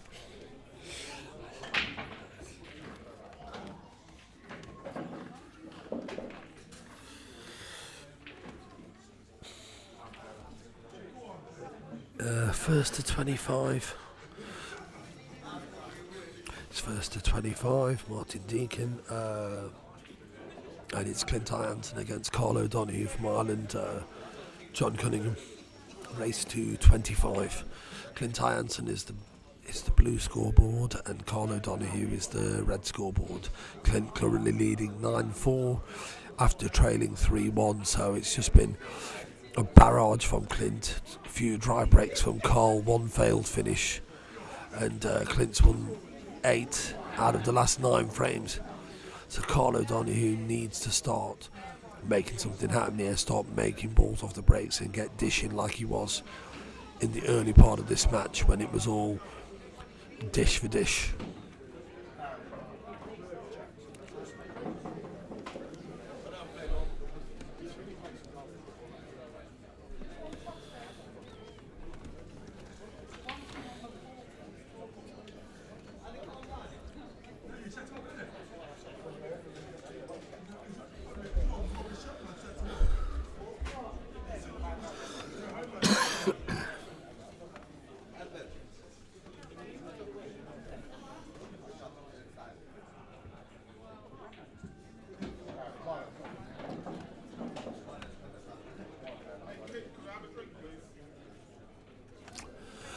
Needs a good positional shot here. Pot the red, he's having a look where he wants, but there's traffic here. It's fraught with danger, this really is. I can ill afford any mistakes here with the score being 9-4 down, and he knows it as well.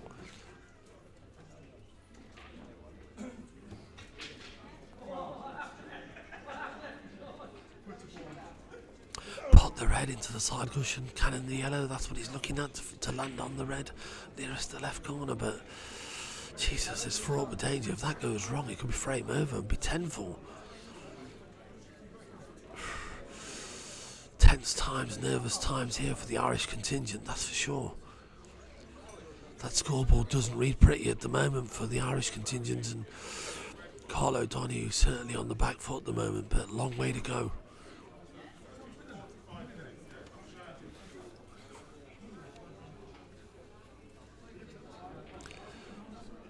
Here we go then. One good position. Oh, he's missed the red.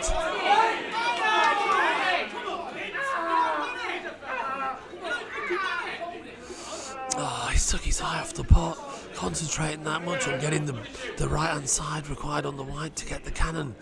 He's missed the pot, and as you can see, he didn't even get the right cannon. That's probably because he didn't hit the red right, and the cannon maybe would have worked out. So a little bit of a lapse of concentration from Karl there.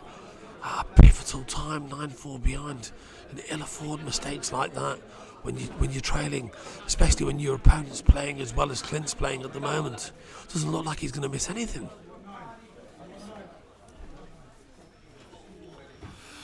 No, it's not the final, it's a money match.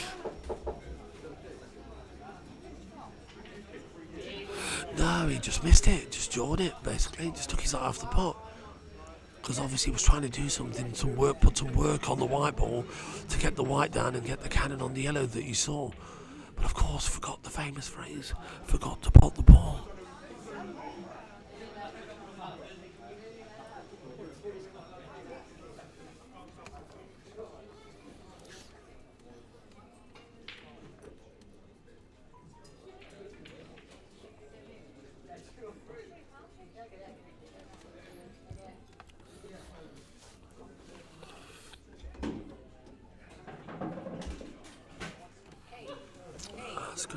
it's gone a little bit far. Still there, but 6 inches less was perfect, or actually maybe a foot less was perfect. Put the yellow into the yellow corner pocket, develop the other yellow on the side cushion on the ball climb, guaranteeing you, well, almost certainly guaranteeing you a shot, whatever happens, for the one into the left centre. Still in control here, and he'll not be rushed. He'll take as much time as it takes to get the job done. But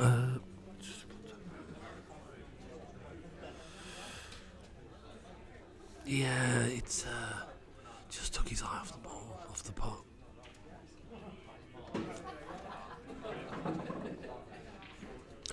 Too straight this time to get the cannon.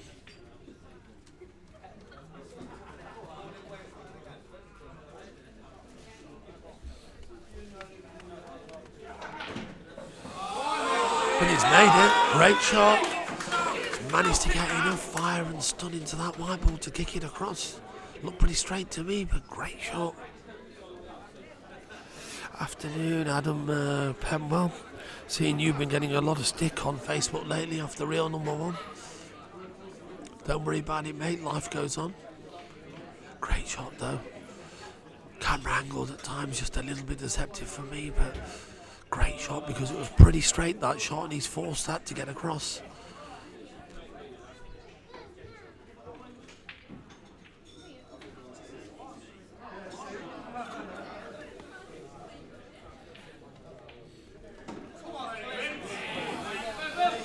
Yeah, good shot again.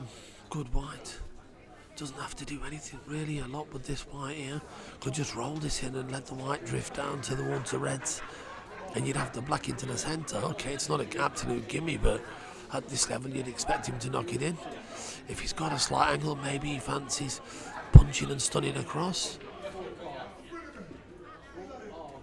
because he'd be guaranteed a shot to the black if the white goes across the table that side. Yeah, great shot. Didn't need to go across that far. Played it well. Just got to mind his cueing and drop the black in, and yeah, cheers at him. Just having the white cleaned again at these.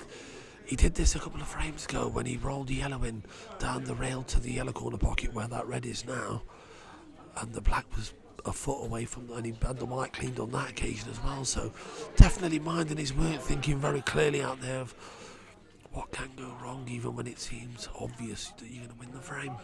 Justice Black. It's there. 10-4, so that's 9 out of the last 10 frames.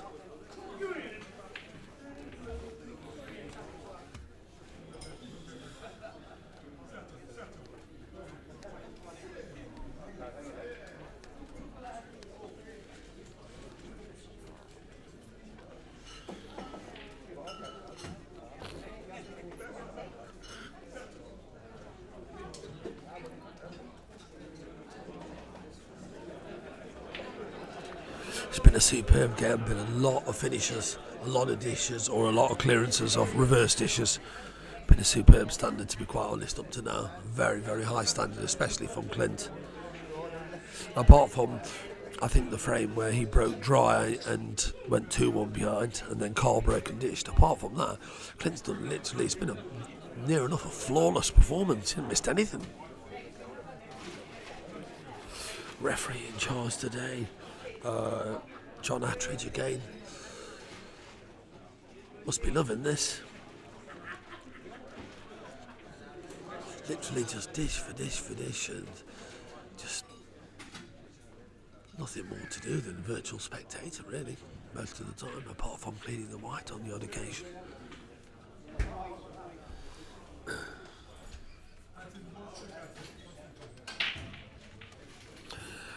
No, I lost that set 12-11. And he's made a ball again. He's I think apart from that one frame where it was a reverse dish, he's made a ball off every break, and they've broke well, courtesy of the shark rack. I lost 12-11 after being 6-2 ahead or 6-1. Long story, but even at 9-7, 9-8. I missed 2 good chances at 9-5 and at 9-6 to get to 11-5. But at 9-8, there was 3 dishes in a row, 1 dry from me and 2 dishes from him. Pulled 2 back and then went dry in the last, and then he finished. Back to the action. At the moment, Clint can do no wrong. Keeps breaking, keeps making balls and just piling the pressure onto his opponent. And that pressure tells, you saw it in the last frame.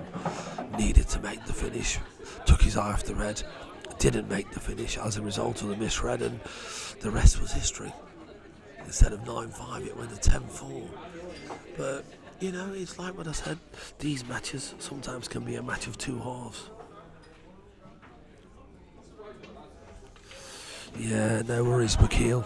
Played him about 10 days prior to that. I beat him 15-10 comfortably. Should have been 15-7.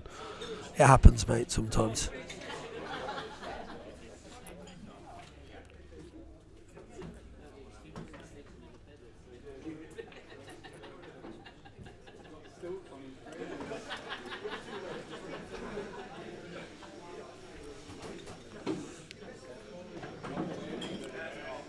Positional shot. It's amazing how things just get easier and you be more confident you become because you've got a big lead.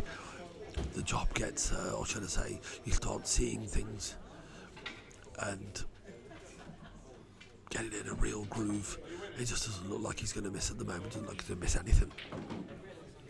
When he's landing on top of balls, he's cueing well. You know, the other frame, go back to that one near the middle bag, cued the yellow in, bridging over a ball. And of course the confidence has grown with every frame, and at the moment he just doesn't look like he's going to miss anything. Man on a mission right now.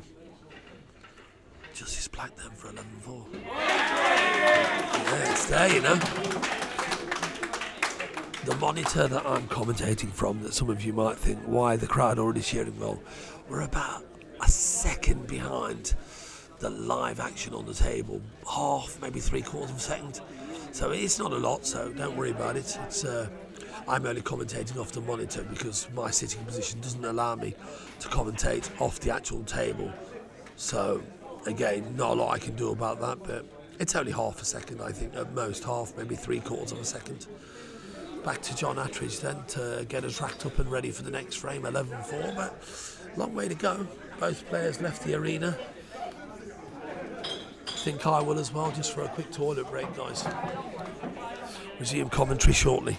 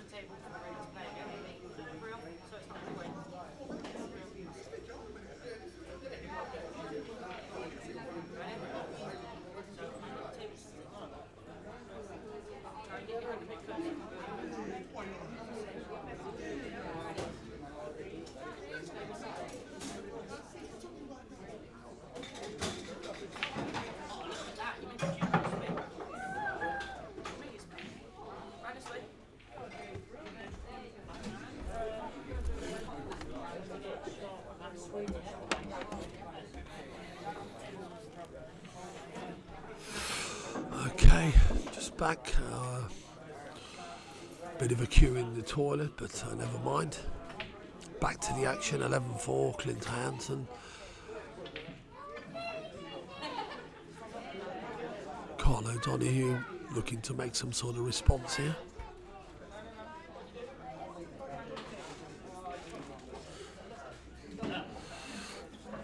That's good queuing. Wasn't the easiest shot. Pot the long yellow into the bottom left, stun across into the cushion for the yellow into the bottom left. Yeah, good shot. Again, just didn't get enough drag into the white. This is a thinner cut than it should have been. It's white, maybe travelled on about another less than 6, travelled on probably 6, maybe 8 inches too much. Would have been dead straightforward otherwise. Would have just been rolling that yellow in, back up past the pink spot and just dolly the yellow in and the black down into the bottom left corner. As it is, he may have to he may have to go in and out of bulk here, or can he drag it or flick it in and go over towards the red near the right hand side cushion? I don't know. Looks thin to me from here, from the monitor. And he's looking at it. Should he choose to clip this in, he's got to go in and out of bulk and make sure he doesn't hit anything. But the problem is there's a red in the way in the middle of the bulk area. So you're playing for such a small area here, really. Tough shot.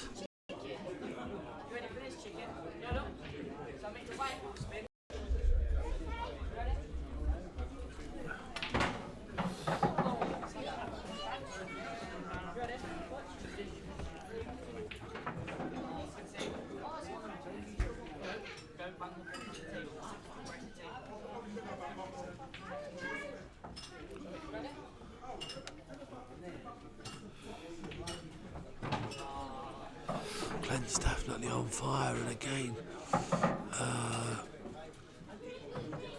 that's the problem when you're coming in and out of bulk and there's traffic.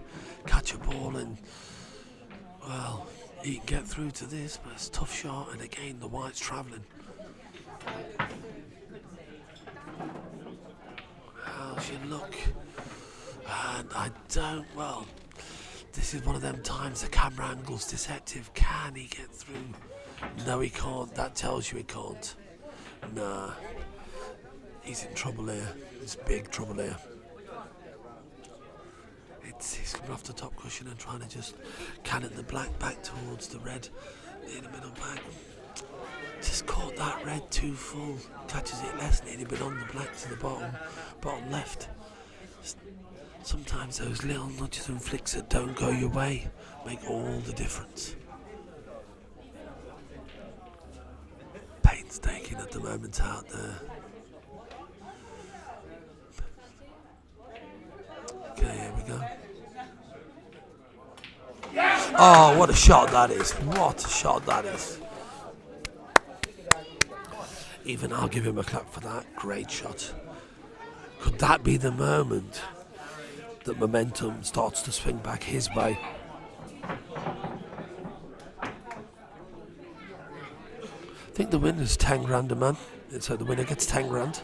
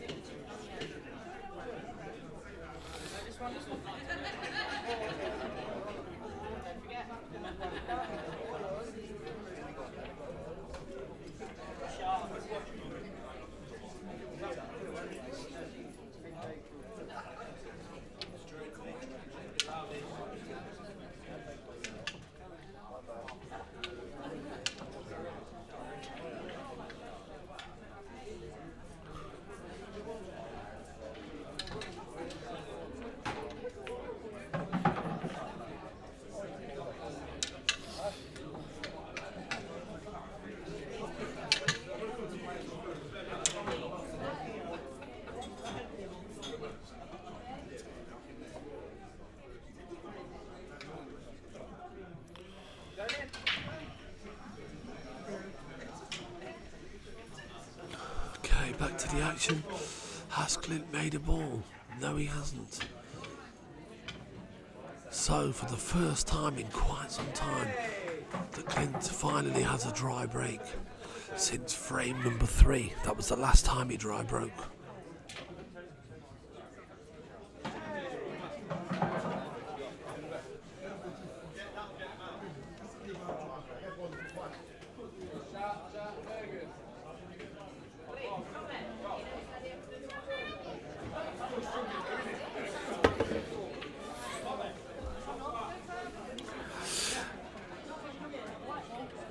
MCM8, thanks very much.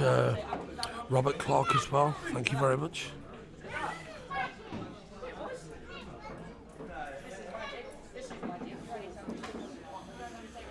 It's hard to say really sometimes. I mean, Lee Washbrook had £4,000 to £5,000 on himself last week.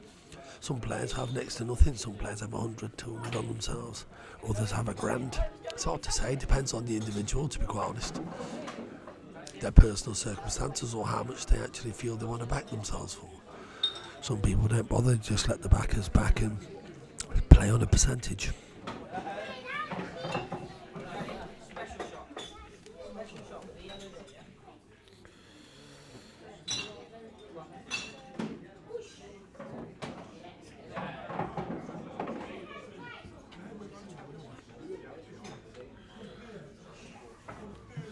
It's not 10k to enter, 10k, well, they can play for whatever they want to play for. Sometimes it's more, sometimes it's less.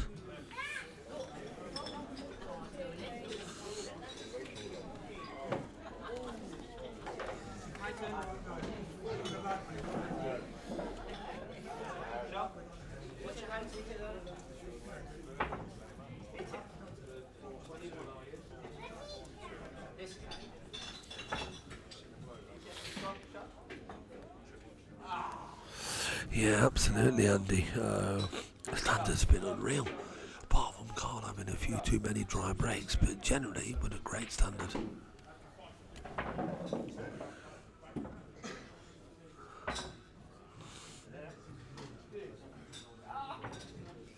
Okay, time to get busy. Pot the yellow, run through off the top cushion, maybe. I think it may favour to screw back out off the side cushion here, if I was honest. Why go anywhere near that, then into the top bag on the top cushion? If you're straight enough, potted, screw out. Yeah, I think he's favouring the screw back. Yeah, that's a sharp bit of reverse side there. Rate shot. It's dolly the yellow in. Land on the black. Karl O'Donoghue has now turned up after being a virtual pedestrian.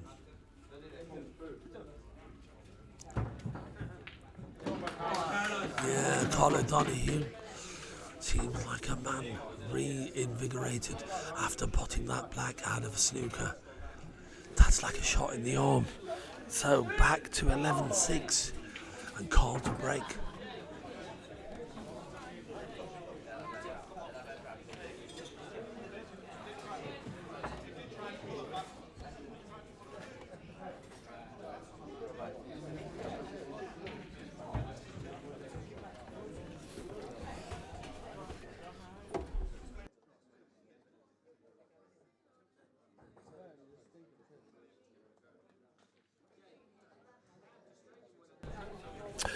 Okay, John just racking the balls. Great match. If anyone's just tuned in, what a standard this has been. Scores 11-6, James. It's on the table on your monitor on your left above the sign. Spot on Q Sports. I moved it. So it's much more evident for anyone tuning in to see the scoreboard. Earlier on, it was in just totally the wrong place.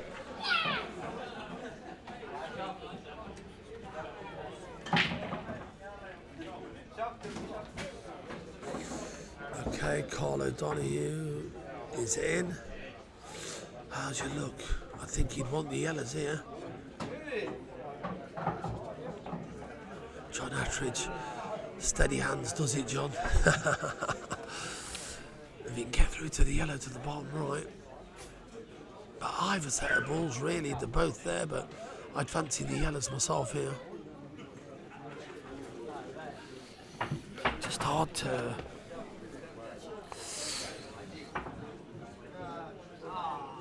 It's hard to make up your mind sometimes. you very much.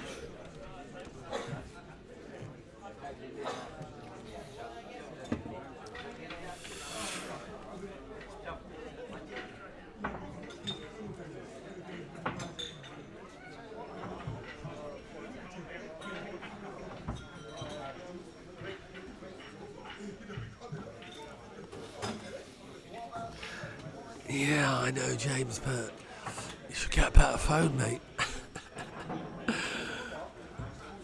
Yeah, that's a good shot. That's worked out nicely, that cannon. He'll take that all day long.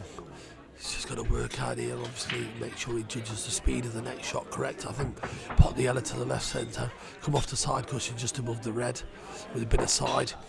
Round the back of the yellow that's nearest the left corner and back into open play to the right of the red that's near the pink spot. That's one way. Or pot the yellow into top, get it out of the equation and come back into population to where the rest of the yellows are.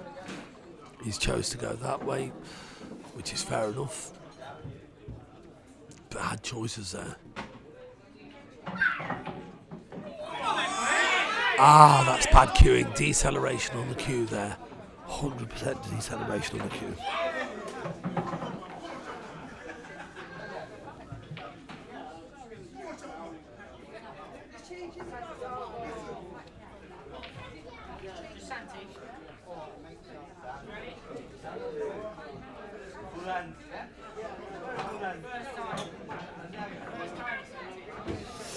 So you're telling me, Robert, put it on the floor just below the sign, spot on Q Sports. You think it'd be better there?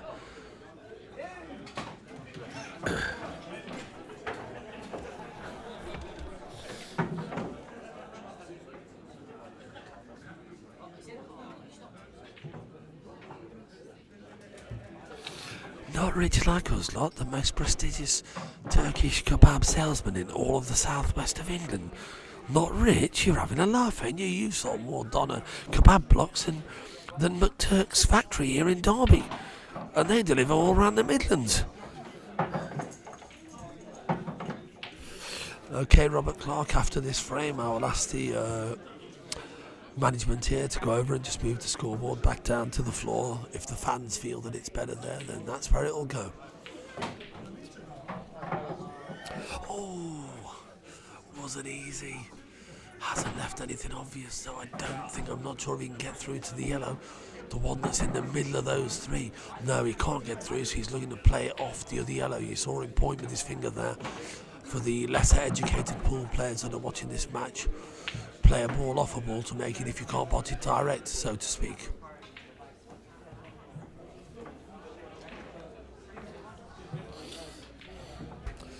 Tough shot there, so okay, Clint missed, but it wasn't easy, far from easy. Can he get through it and get through to the other yellow? That's a great shot. Good spot there by Karl O'Donoghue.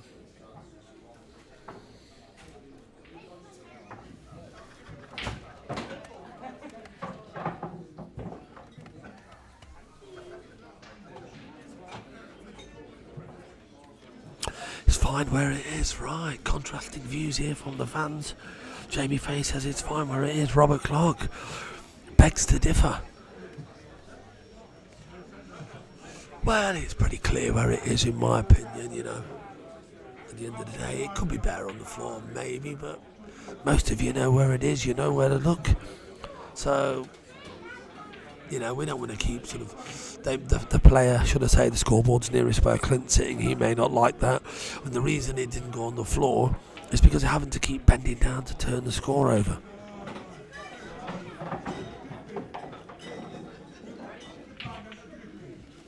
Do you want me to tell you what the bottom line is?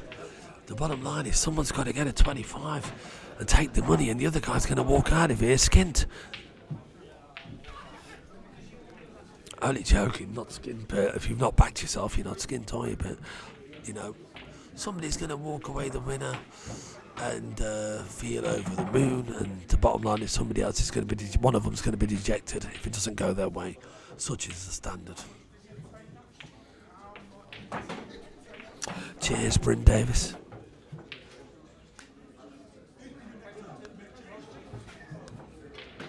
Yeah, he's not had the best of run, to be fair, at times when he's gone into balls or had them little nudges and cannons. Just little things that turn the balance, the tide of the balance in your opponent's favour when you least expect, to get that little bit of bad run or that bad flick. It gets you, and there's not a lot you can do. You just have to smile and go back to your chair and sit there and wonder when it's going to turn in your favour. But like I said, you don't want the players having to constantly keep turning, leaning down, bending down to flick the scores over. That's why I said put it on the table. It just makes life easier. You walk past it, flick it over, on you go. You don't want to keep bending down when you're tired or feeling a bit fatigued. You have to bend down to put your score on, so to speak.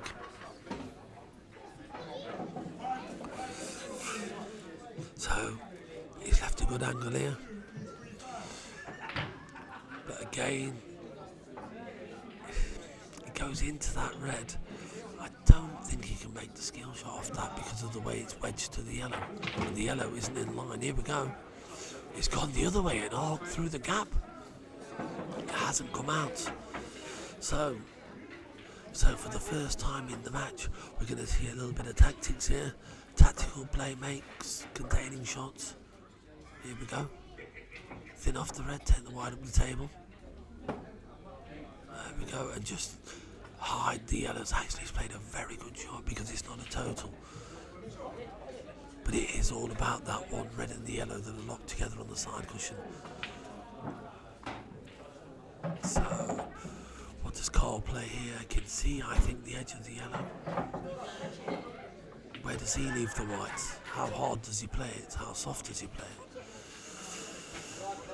Again, pretty straightforward snooker for Clint here. Should he decide to play the red that's on its own and use the 3 balls in the middle of the table as a shield for the yellows?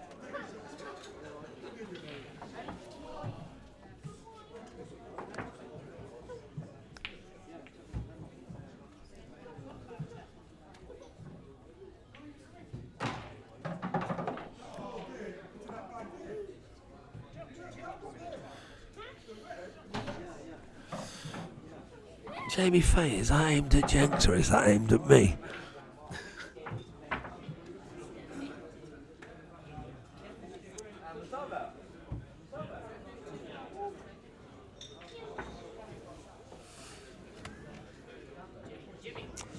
Very, very, very risky shot what he played there, but wow, he's got the result he wanted. If that yellow's gone in, that white's in behind that yellow, this could pay dividends. Not sure from this camera angle. No, he's got to bend the white. So, yeah, good shot, Clint, and it's allowed him to put a red into the mix in that area.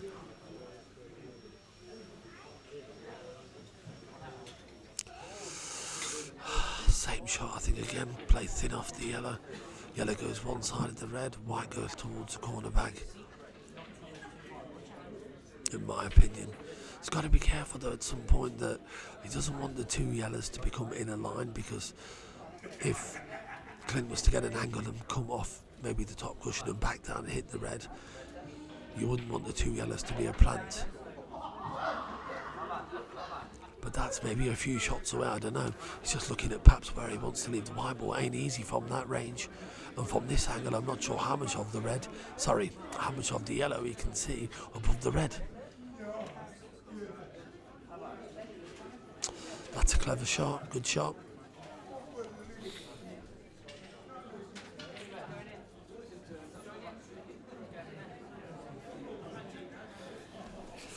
I can up the excitement any time, but at the end of the day, I've got to be careful. It's quite quiet in here, and earlier on they're motioning over to me not to speak too loud, so I can't sort of go or give it anything too large because it's very quiet at times, and if I'm talking too loud, they're almost like, oi, shh. But I always give my best, that much you can rest assured on.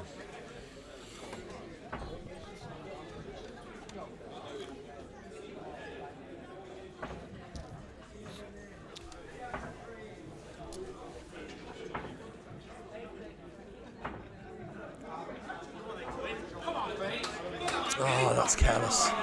Hadn't got enough left-hand side onto the ball, and he's fouled. That's careless by Karl.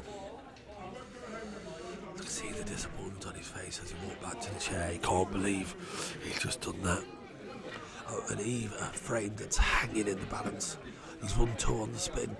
You know, if he'd have won this frame, that's 3, and of course build a real head of steam. But he's virtually sold the frame to Clint now, and looks certain to fall 6 behind again.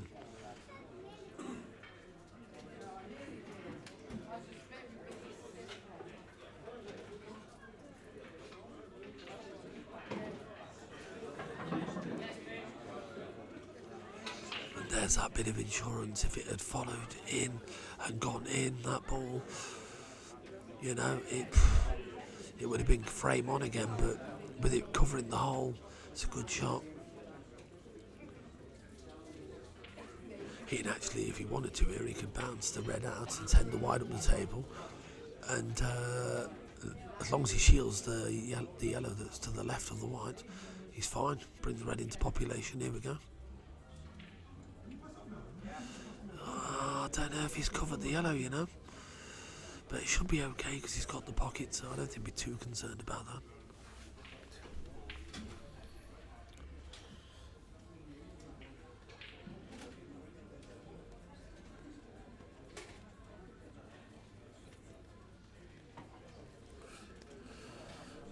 You'd believe me if I told you how quiet it was in here at times.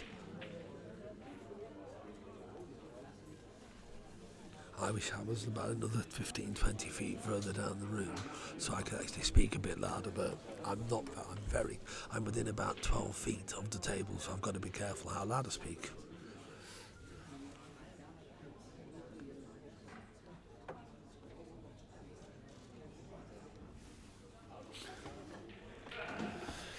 Elliot.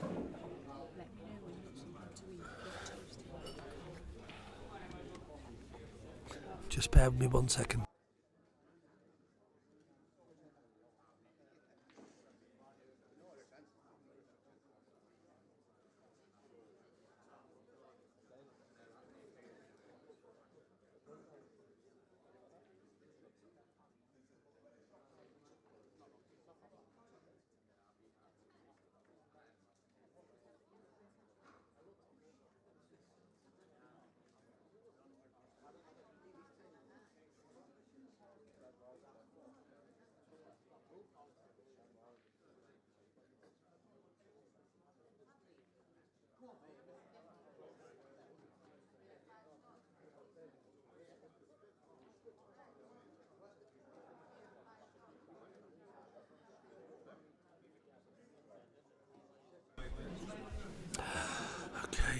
Just coming back, foul then it is, and Clint's got ball in hand. Just had to speak to the bar staff there, wanting to know what the food order was for the interval. So, turned the mic off temporarily. But yeah, Karl feel this frame, he's really chucked this one.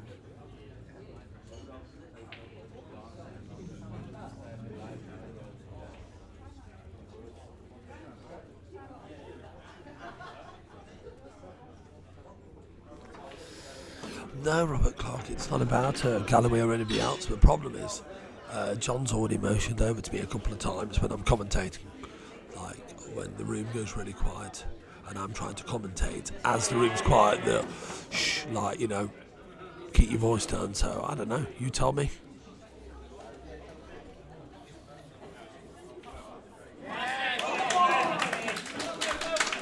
Well, disappointment for Karl O'Donoghue there after making an impressive black out of a snooker and getting a head of steam, running out the rack the next frame, and it looked for all the world that he was going to run this one out, and it hasn't happened.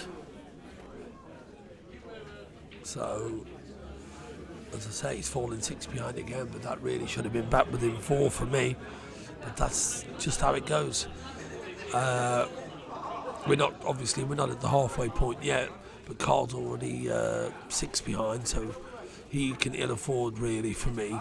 He needs to, there's 24, so 6 more frames. I think Karl realistically has to, for me, win the next mini session 4-2 to at least reduce the arrears to 4 going into the second half of the match, and hope maybe that Clint starts coming up a little bit more dry off the brakes, that sort of thing. Because at the moment Clint's missing precious little. Apart from that one ball we saw him miss down the rail in this frame, I can't remember the last time he missed a ball, to be quite honest.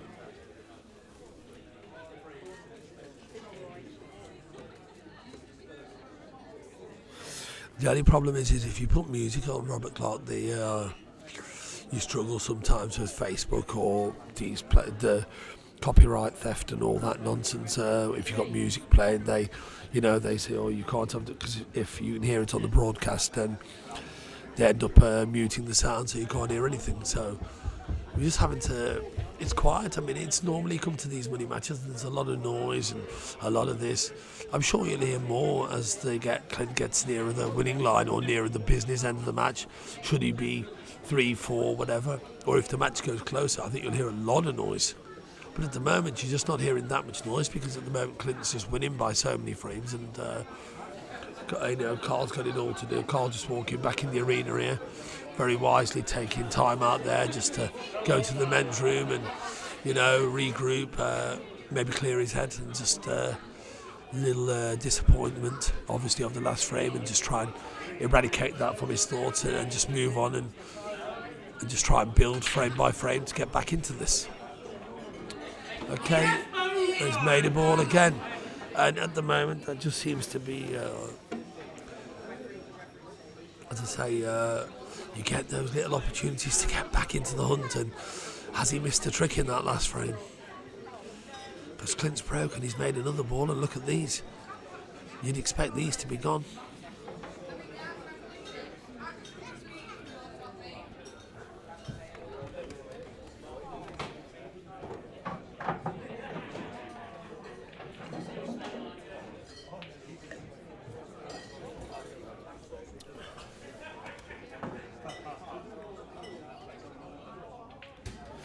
Cheers, Mark Thompson. Cenk, stop it. Clint Eastwood shooting the lights out.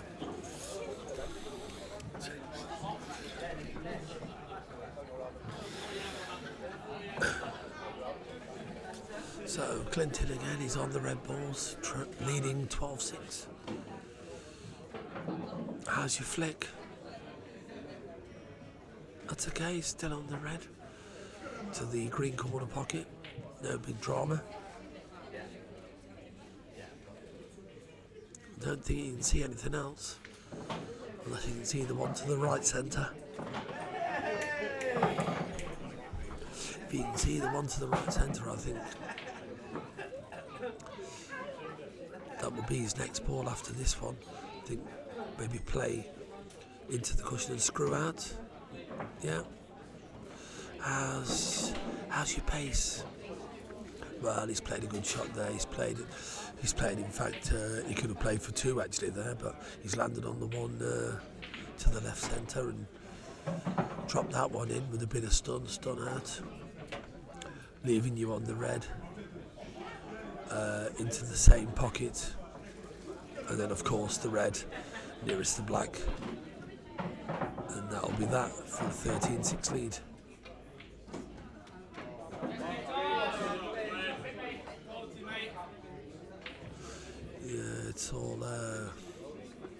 It's all ABC here, to be fair, apart from the odd shot.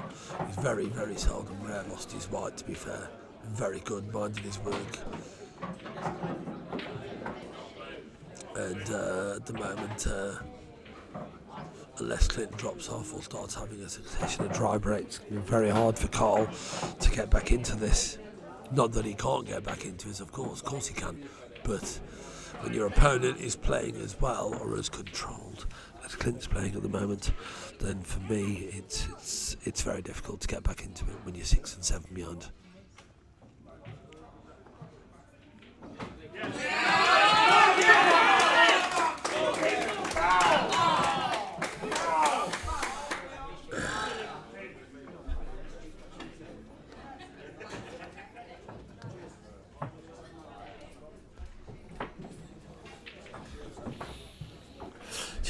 those little mistakes cost you so dearly. I just can't help going back to that frame where Karl was clearing up and he played a red and cannon. He knew he was canning the yellow and landed on top of that black. And ever since then, apart from that mini resurgence of 2 frames at 11.4 to 11.6 and then failure at 11.6 to finish, it seems like maybe the tide or the momentum's gone back to Clint, because he made a ball in that last frame and it was a ball that went running down a rail and it looked like dry, and then that ball went in and of course presented him with that chance to dish up again. And you don't get many chances in these sort of matches to turn the tide back in your favour. It's very difficult. You either need something special to happen in your sort of case, like Karl did with that black out of a snooker, and swing the momentum back in your own favour, but you've got to kick on from that. You can't ill afford the mistakes when you're chasing.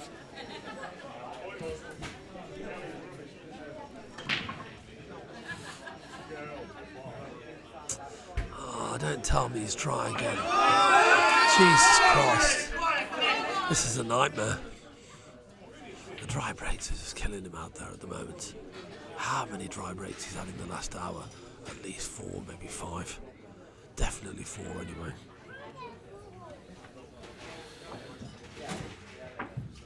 Must be wondering what he's done wrong out there. Somebody in the heavens or the pool gods don't like him right now. The dreaded dry break syndrome.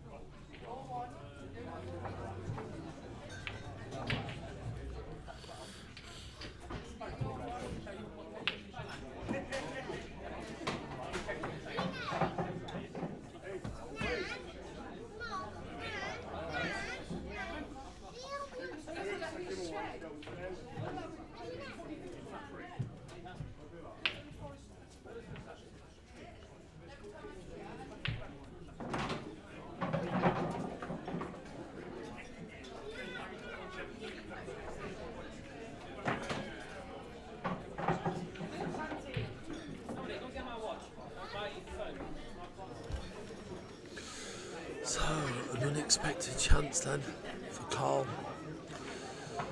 Probably sat there after that break thinking, oh, here we go again, there's another one. So, really needs to try and make something happen here.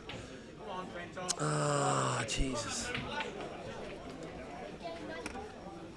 Just, that's always the way, isn't it, when it isn't going your way. Trying to force the red to just slip past the yellow to get started. And of course, it hasn't happened, but can't really criticise him for that because he didn't really have anything else to go at. So trying to make something happen, but what can you do? Sitting in front of me here, about 10, 11 feet away, I can see body language. There's a little bit of frustration there, but he knows the game. Things can change. He's got to stay with it. Wait for it. That's okay, but he tried to develop the element. Okay, it still goes to the middle, should he get on it, but he would have preferred, obviously, to cannon it full ball and develop it and bring it out into open play. I'm not sure if it passes. He's having a look. Don't think it passes the red into the green corner pocket.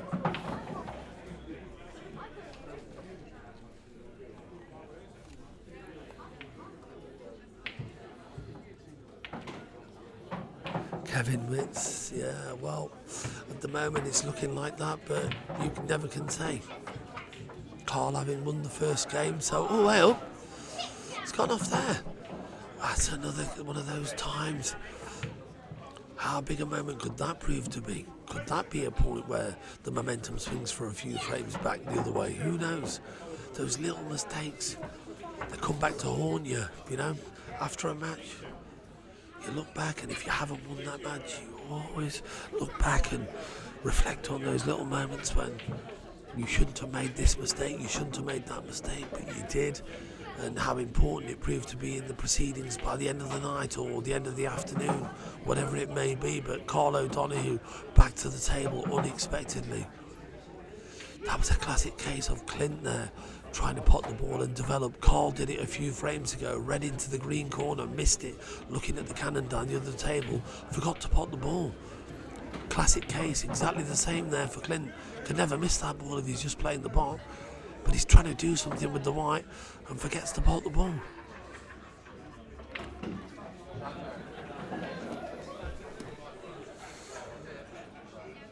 That's a good shot, he'd be happy with that. Desperately needs to stay in touch to stay in this contest. Can't let him get too far ahead. 7's bad enough. Really needs to start making the chances tell. Lost out of the frame and then a dish followed it more or less straight after, so needs to make this chance tell. Karl O'Donoghue, he'll know the importance of staying with it. Match can turn back in his favour, but you've got to give yourself a chance. When you're playing another top player, you can't give them too much of a head start, no matter how good you may think you are. Just a trace of left-hand side there, good shot. Run it through, here we go, off the side cushion, good cueing, get through the white. Good cueing there, accelerate the cue through the white ball. There you go, punch the black in. 13-7, good finish, tidy finish there in the end. Waste any time there, trying to build some momentum, bit of adrenaline. Body language is still positive, you know, it's still there, he still believes. You can't see him, but I can. He's experienced enough to know there's a long way to go and a lot of things can happen.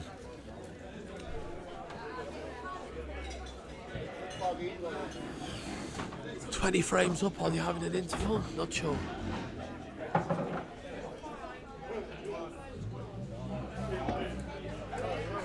Karl, is that an interval? 10 minutes. Okay, listen guys, just a 10-minute interval here for the players, so I'm going to mute the commentary. In fact, actually, I'll leave the mic open so you can hear the club. I'm going to have a bit of a break and I'll see you back when we resume commentary, guys, so don't go anywhere. Karl O'Donoghue very much still believes, as in the Irish contingent that are watching him would still believe and know he's good enough should he get the chance. But at the moment, it's definitely advantage Clintos, and he's 13-7 clear by 6. So listen, see you shortly, and thanks very much. Stay where you are. Back shortly.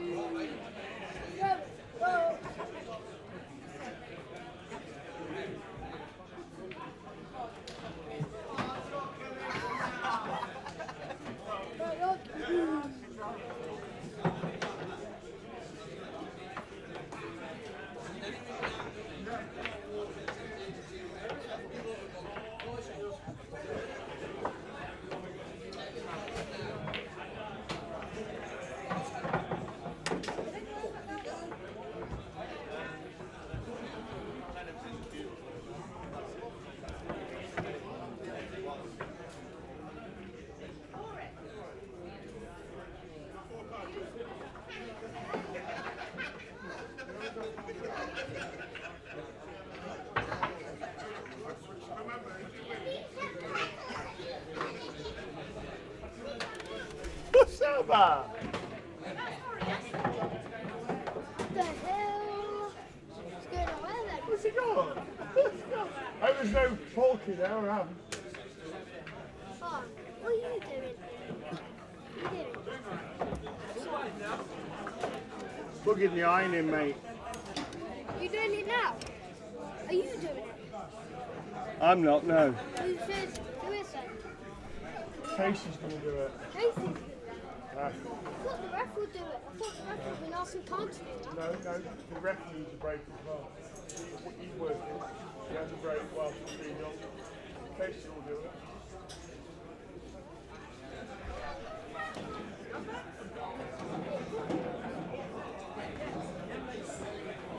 So that's where the commentators.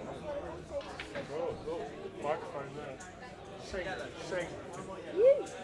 You say I I dare recall Central Park before. you know I dare I you.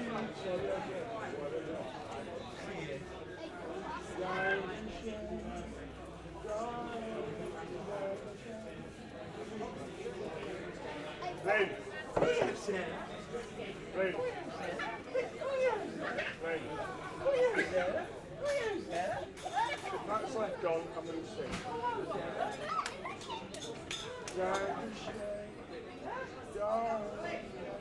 First do the day off, you won't remember. Wait, you'll do that.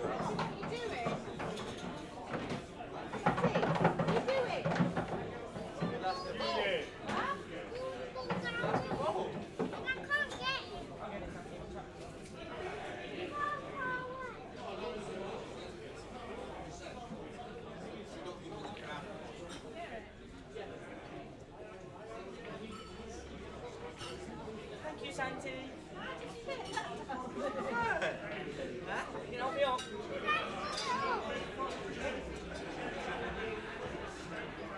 Right, Daddy.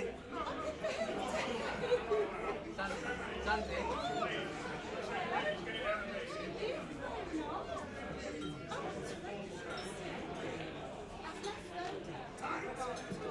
Chi è portiere, Santi, eh? Chi è portiere? Capri. You should have texted me Capri. because I wasn't going to. I did have a few days where, and then when I spoke to my mum, I said, "Oh, so how you been?" She was like, Being greedy, you're "I only went." Dai, ok. Well, it was selfish because I've been so long in the job. I didn't have to do every day. But just, yeah, text me because I should have done a morning or a lunch. Look at you. Oh. I know my mum works so much in the job. I know. You should text me.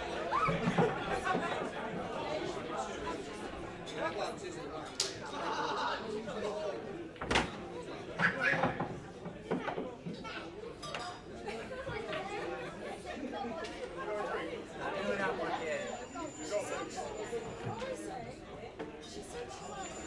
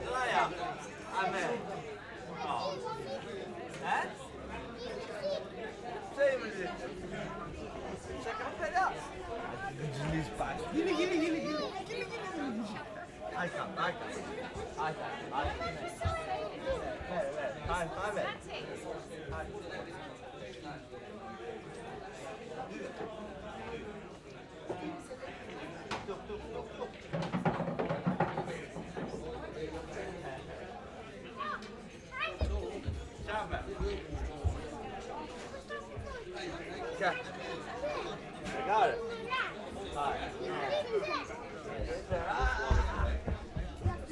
Yeah, we usually have two, and then this one.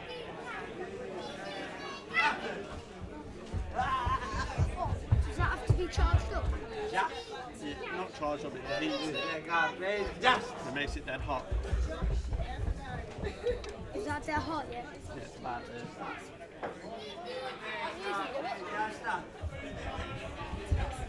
Oh no. Oh no. Dead. Oh, this. Cabeça está dead.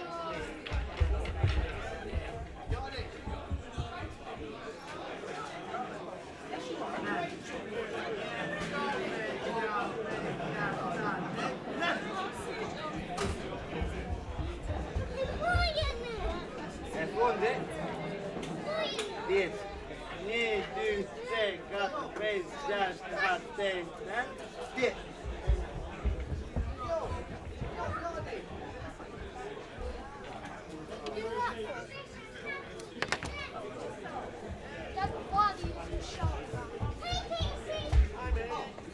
Belen brava. Bravo. Si tome.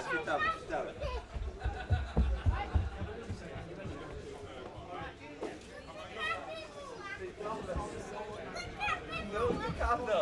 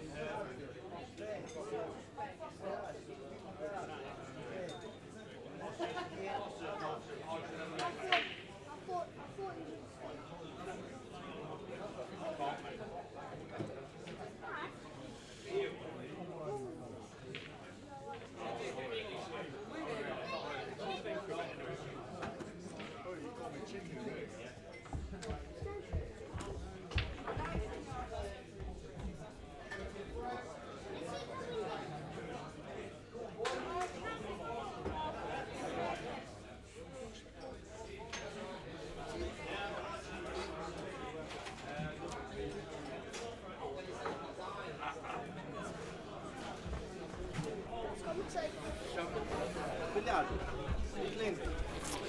Okay, back to the action.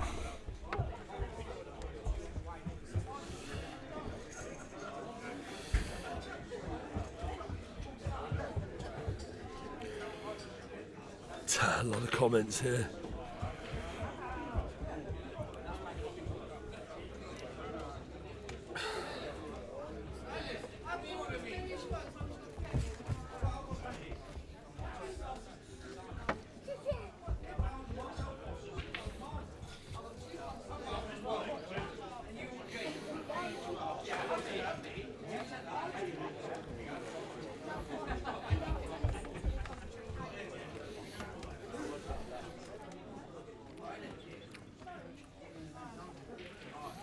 Clint to get us underway then.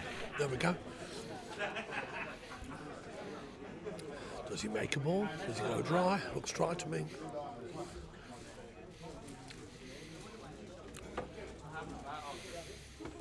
But for once, doesn't look like there's any easy start here.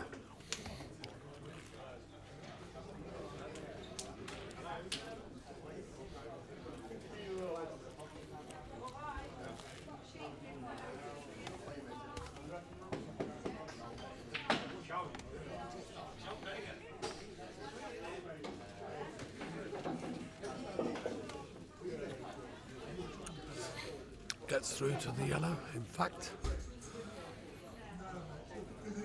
this is half the problem, having a monitor or a camera that's on an angle. Very deceptive, but he's in anyway, that's the main thing. And how's your pace? Not bad, it's okay. Problem ball here is the yellow, obviously just to the right of the black, stuck to the red. Don't believe it popped into the yellow corner pocket. Yeah, good shot. Bit hard, the cannon. Got the cannon, but the whites run to the side rail. Just has a look at the yellow next to the red.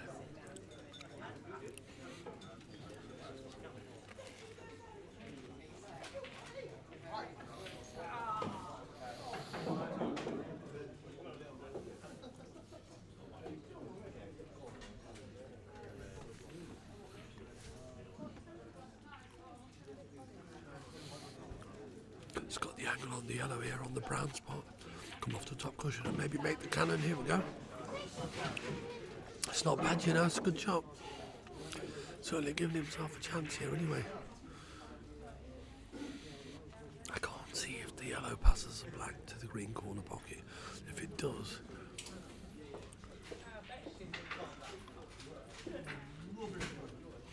looks tight to me.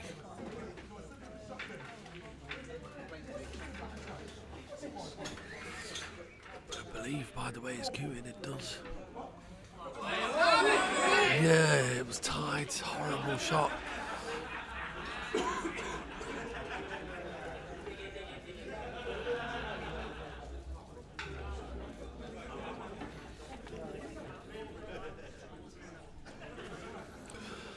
I just had a, not that it's anything to do with the game, just had a sandwich, to be quite honest, nothing more than that. Toasted sandwich. Quite tasty, to be fair.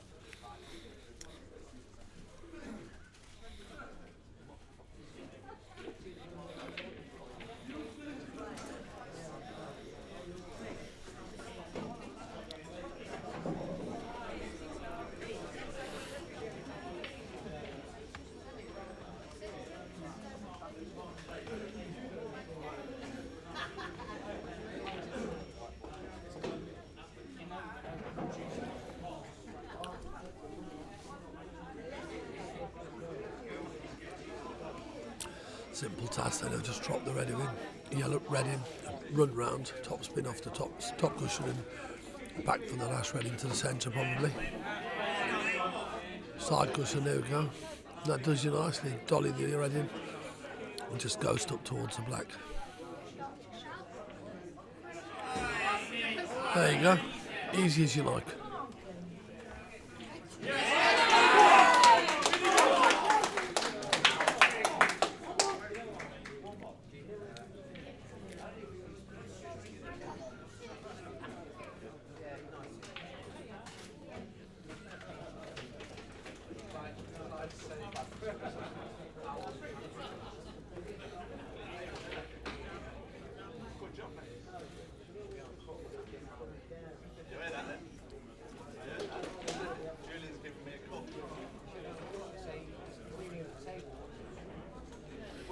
Working out of hours, I can't. Working out of hours here, I can't.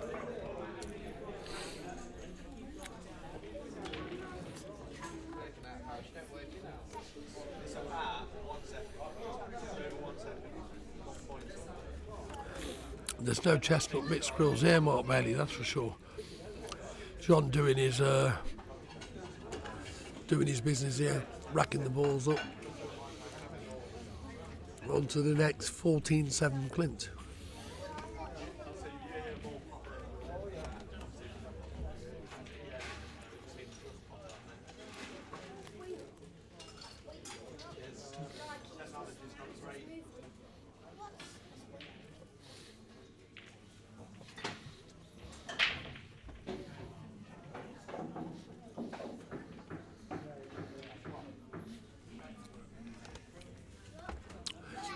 That's a good break-off shot there from Karl O'Donoghue. Feeling very frustrated, in my opinion, right now. Face says it all after that last miss yellow in the last frame.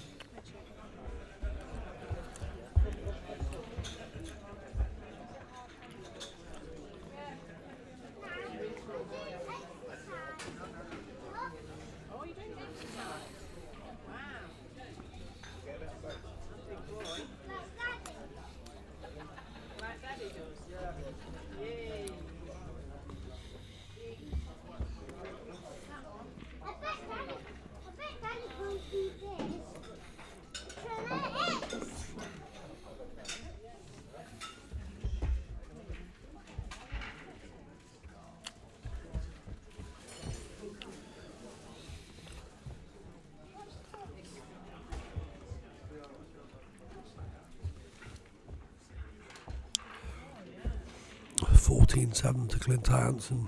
Afternoon, George Turney.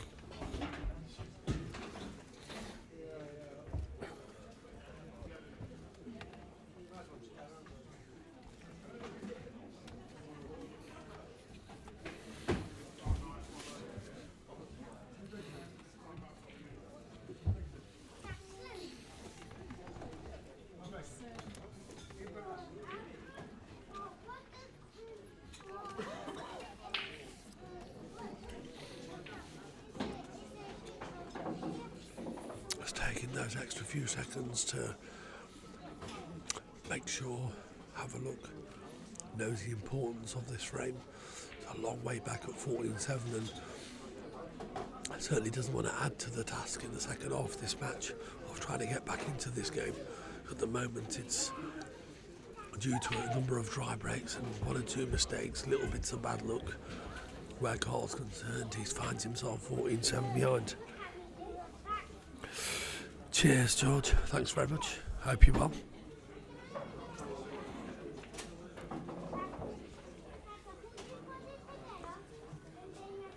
Can he ill afford any mistakes here? Has to execute this positional shot.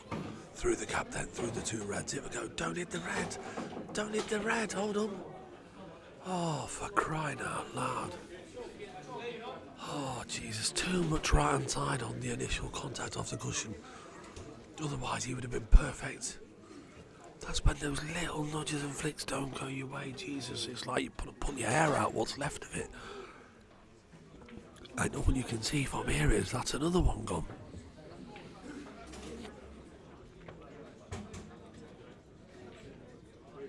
Droppings on the reds, Mary Ploppins, Dolly mixtures, call it what you like, it has no label.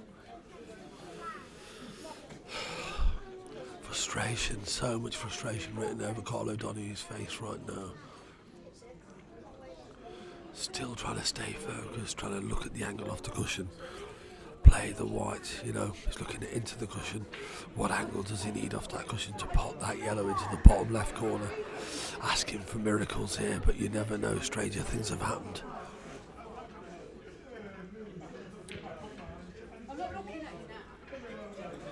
Nah, that kiss on the red spoiled the shot.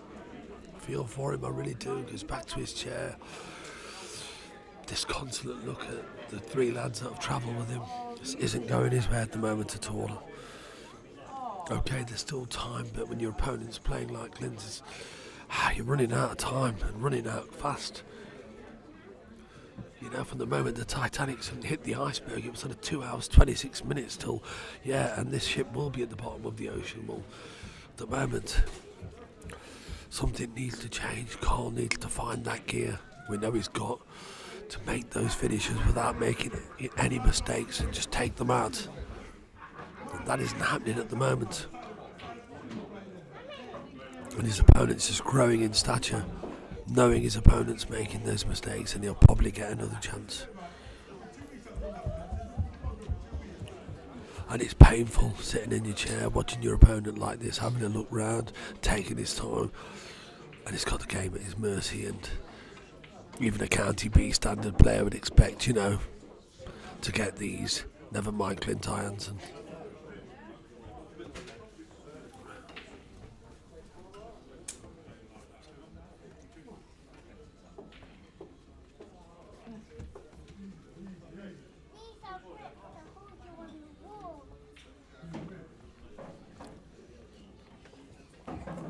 Just pretty much ABC here.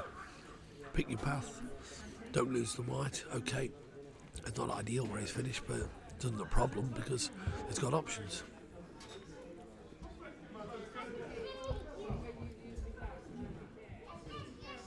A tad nearer the side cushion than he would have liked to be, but don't think it should really cause him any big time problems. And of course, as you can see, he's got the middle pocket to use, so he can actually cue the white properly. Well, I don't know if he played it like that, but he'll take it anyway.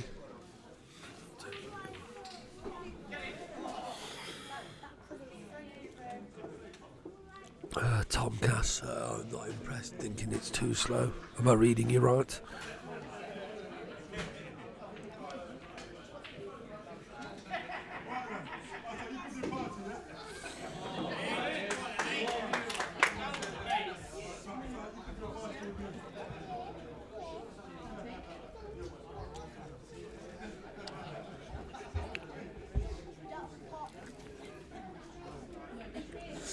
Shout out for the grab, but this is a thin stick. It's very close to that red, and it's hard to get the slice on the object ball when you're so close. I mean, we're talking about, it's probably only an inch from the ball, inch and a bit. This white's travelling, that's for sure.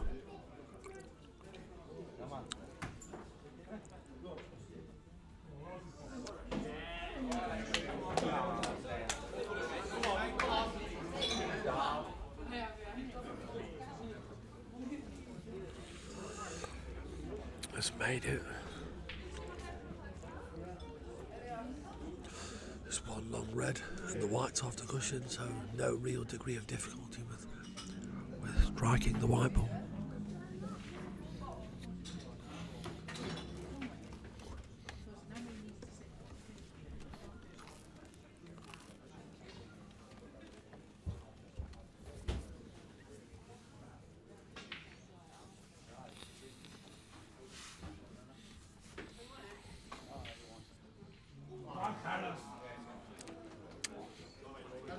And that's just that little bit of luck you need. He's left the white covering the obvious yellow, and look where the red's gone. That makes this safety shot very, very tricky indeed to keep him off the red. Very clever shot there from Clint, knowing that if you miss, don't leave your opponent the easy starter, otherwise that's frame over.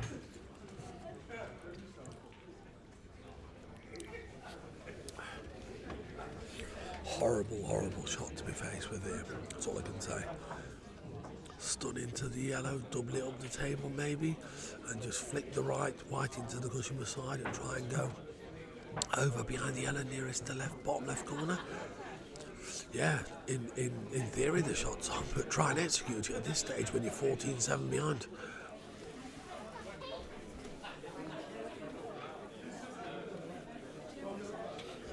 George, you didn't see earlier on, you've just tuned in. It was dish for dish for dish. Ah, that's unlucky. He's trying to execute that shot, and it's just the base that's gone wrong. The line of the white was perfect, just over hit. A couple of inches less. Perfect virtual frame winner.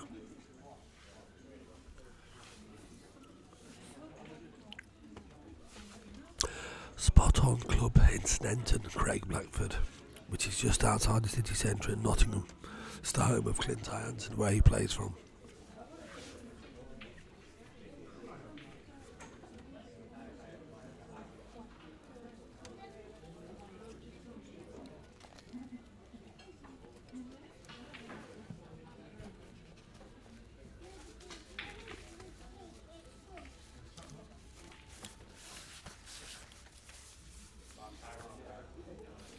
No, it's not there. Surprise, surprise, one of the few balls he's missed. He's played ever so well up to now. Missed precious little. George, I can assure you, the first 10 frames of this standard, one of the best standard matches you'll see.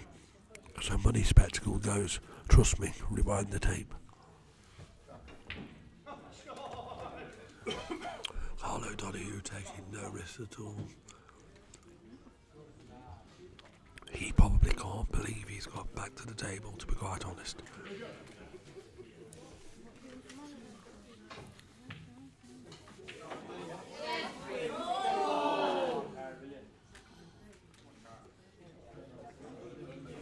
That would have been a nail in the coffin if that got in, I'll tell you that now. As it is, Karl O'Donoghue, drop-ins.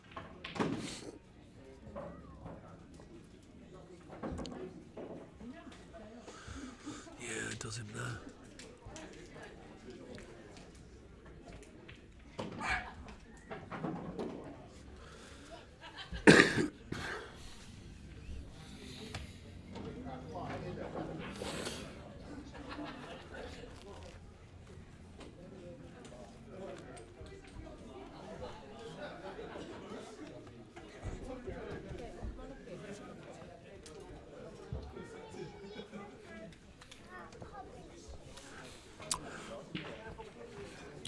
He definitely did, because 8 frames drift, probably just too big an ask at this stage, but for me, not yet, at 14-8,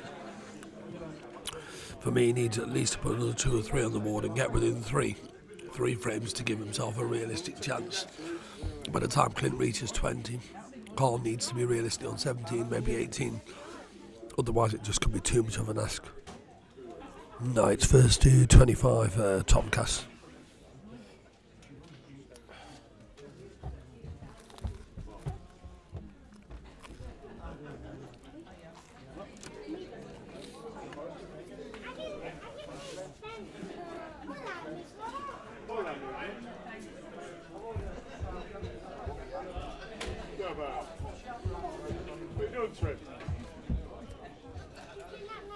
You'll break the floor, you will. Okay, Clint to take us into frame number 23.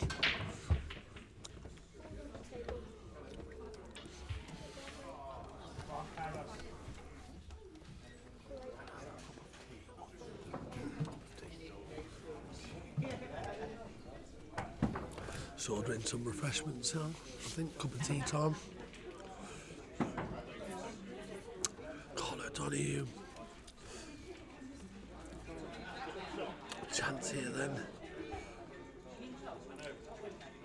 Just having a look at So they're deciding which way he wants to go. Clint's come up dry. Hasn't had many dry breaks in the match, but this is one of the few times he has. Kind of feel that, albeit that Karl needs to take these out.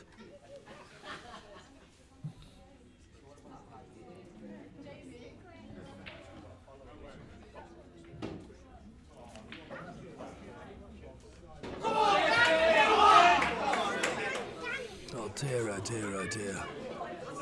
Wow, unbelievable. Unbelievable.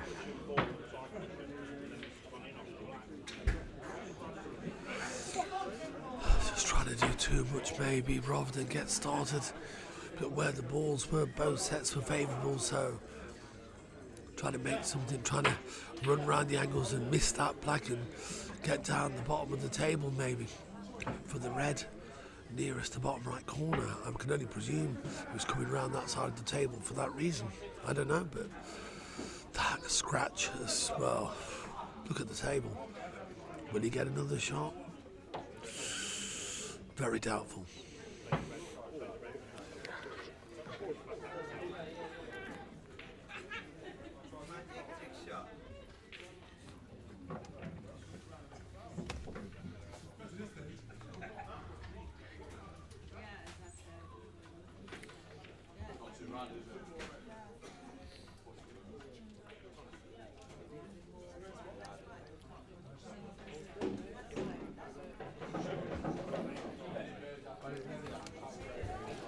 Good shot there. Takes the two reds out of the equation. No traffic now to avoid. Everything's in the middle of the table. Doesn't need to go anywhere near any of those 5 yellows. In that half of the table, once he pots his red, the 3 reds, the remaining reds are all in the central part of the table. So that red dropping in as a steal shot, technically, was perfect, and again another clever little shot to just move the yellow out of the way, potting the red, making the take out relatively straightforward. Just needs to mind his work when potting the red next to the black. There shouldn't be any problem from here.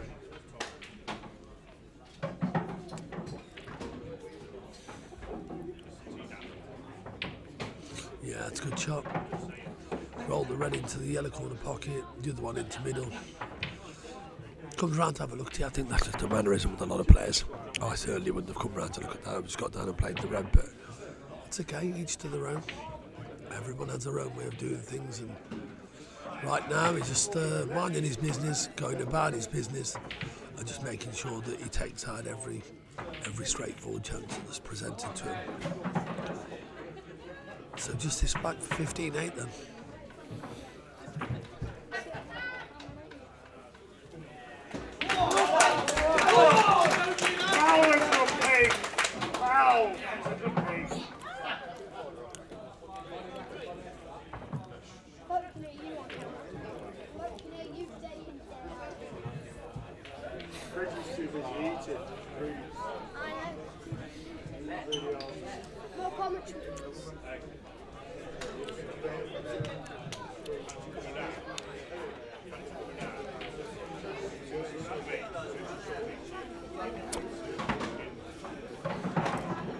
Come on, George, give us a prediction now. It's 15-8. Do you still see Karl turning this round?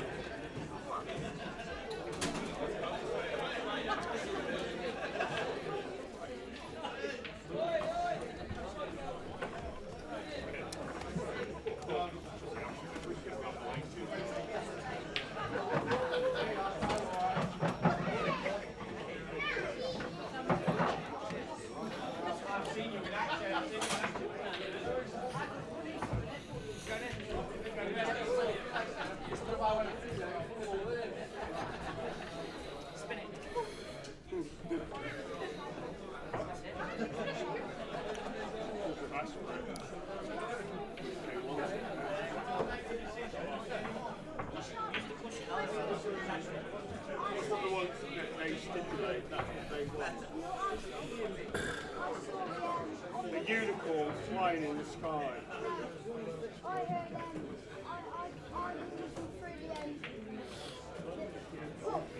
Reggie like that. Get on commentary with Reggie. I'd love to, but I'm not allowed to. There's a film with a job.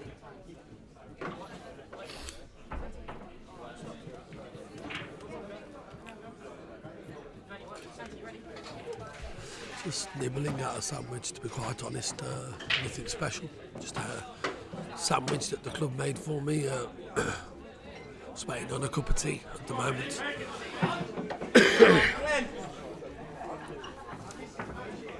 And you know, when things ain't going right, it never rains but it pours. You know, scratched in that frame when really, you know, he had the chance to take one out, take the frame out. And it's always the same. Look what happens the next frame, dry.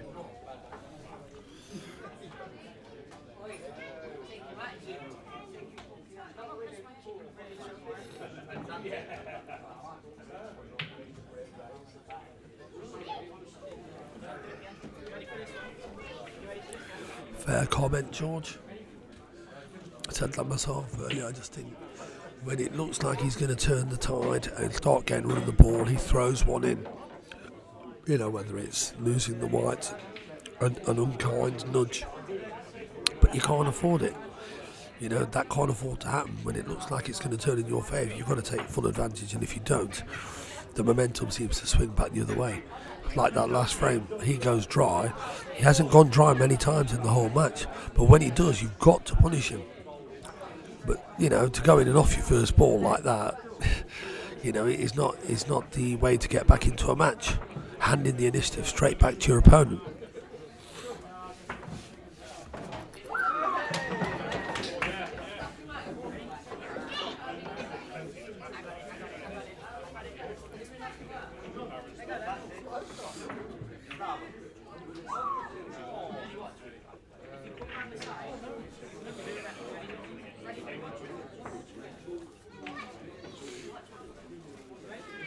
Well, it is really. This frame is all about that yellow that's in the ball carrier. Quite simply, I mean. As I say, there's no real degree of difficulty about anything at this end. Just planning his route, having a look at the table. Yellow up the rail, off the yellow over the middle, perhaps. And that will send another yellow up into the ball carrier or into the middle, yeah. So it's now that side of the table, but probably makes life a bit easier to get to the last yellow.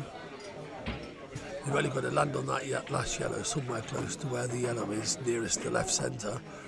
Chop the last yellow in down the rail and come back across the table through the brown spot for the black as a double, or, you know, if you was to land on it or just clear the red, you could possibly even cut it into the supreme middle banks.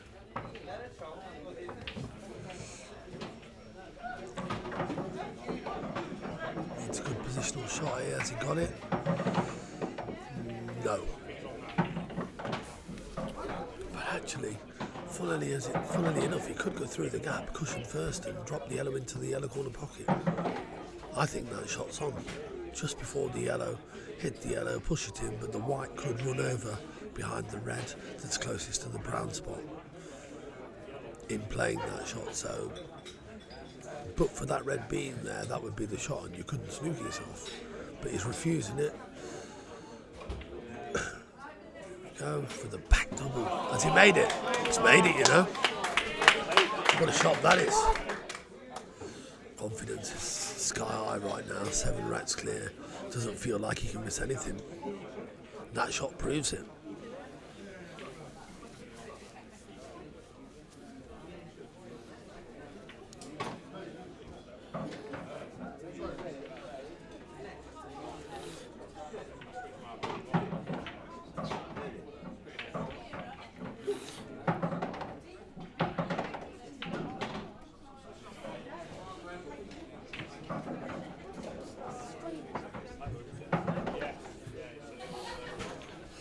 Going back to what I was saying earlier on, the camera angle's deceptive and this goes to the middle. Okay, it's a bit of a thin stick, but Supremes, who anyone that's played on them knows, you know, you can almost cut a ball from, well, you know, quite low down on the table, to be honest, all the way up into the middle. If you catch it just right, and it'll reach their dead weight and drop in. So just this black then for an 8-frame margin.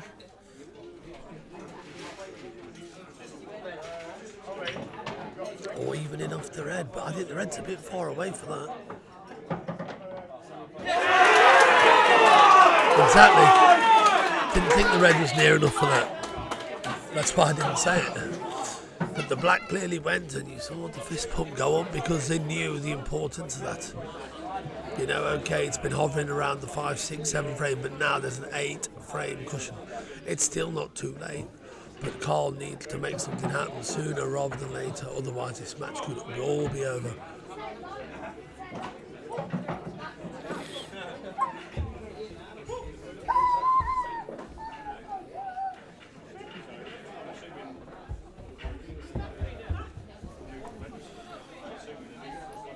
Where's the teammate? Oh, Sorry it took so long. No, it's okay. Tea's just arrived while the referee's racking up the balls. Well earned, in my opinion.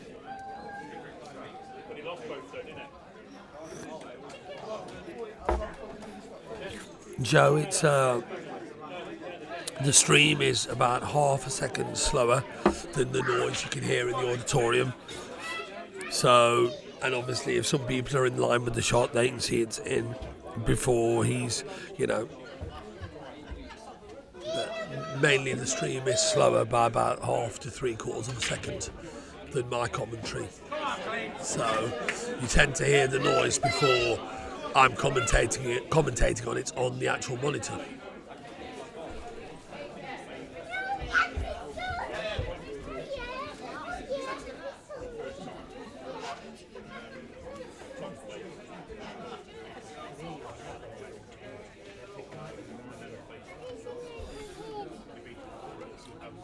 It still needs 9 frames more, and things can change. We've seen it before, but at the moment the errors are coming from Karl, and he isn't, as I say, having the best of run, you know,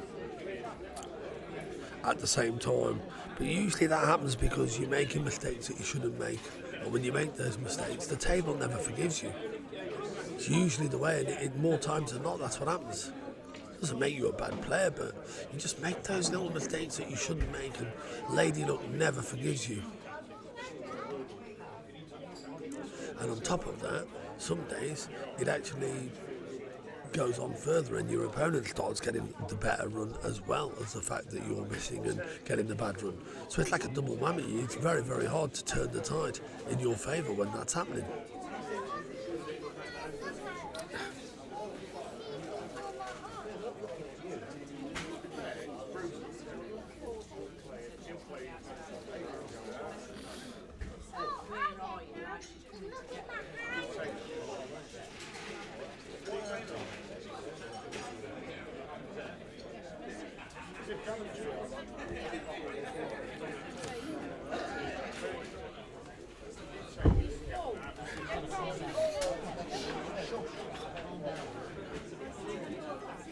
Interesting bets flying in here.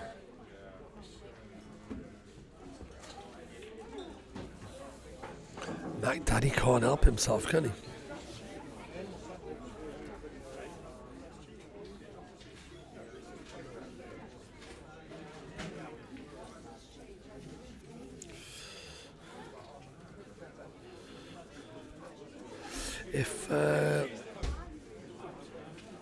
If the bet stands, Lias can give me the money. If Karl only makes 19 frames, then it's a 20 quid bet. Okay, I'll collect the 20 on your behalf, Mac Daddy.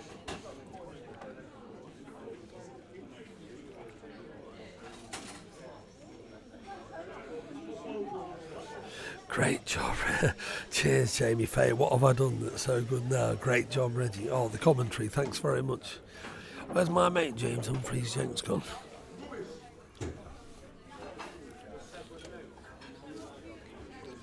Oh, here we go. Now the betting's getting real. Tell you what, let's try 500. Dear, oh dear. Just torture out there for Karl at the moment. Really is.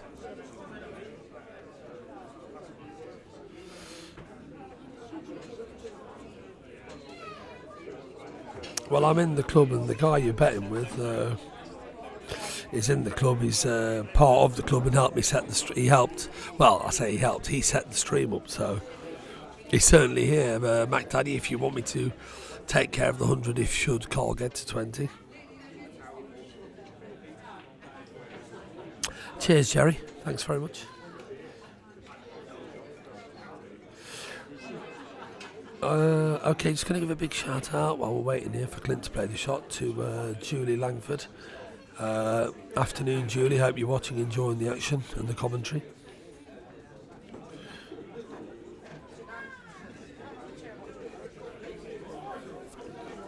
Okay, that bet's on, confirmed. Elias is with me here, and if Mac Daddy wins the bet, I'll collect the 100 on his behalf.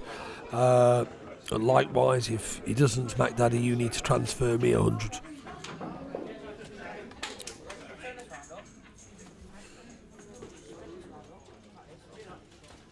Finished a little bit close to the yellow here. Alright, for it to be ideal, and just chop this in into the top yellow corner pocket, but it's going to be tough to have a shot on the black. Maybe chop the yellow in, settle for coming off the side cushion.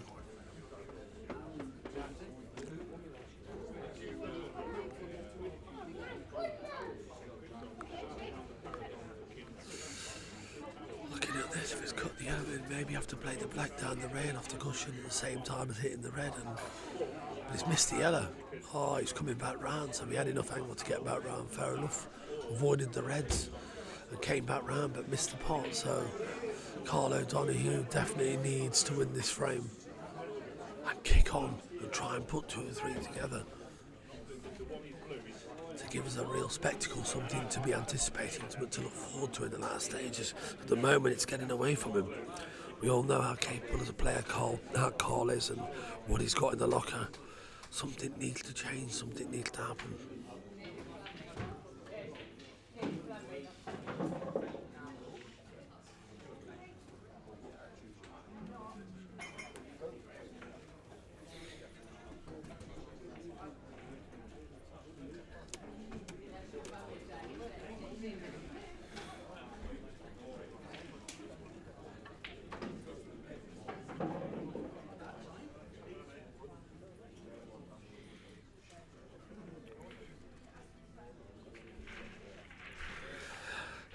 Just had another private message. I think I've got time to fit this one in because Karl's on a finish, so just chop the red in down the rail, and the rest is pretty, well, relatively straightforward for players of this standard.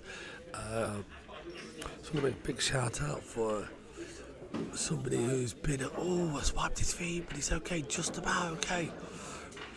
Should be able to pot the red here and just screw out to where the white is, somewhere where the white is in that sort of circle, 6 to 8 inch circle. And that would leave him a relatively straightforward shot. I'd take the red in, back across the table for the black into there. Mr. Connor awesome on his breaks in previous matches. The bet's 100 each. If Karl O'Donoghue makes 20 frames, whether he wins, whether he gets 20, 21, it doesn't matter, a minimum of 20, then it's on, plain and simple, so neither man can duck the bet.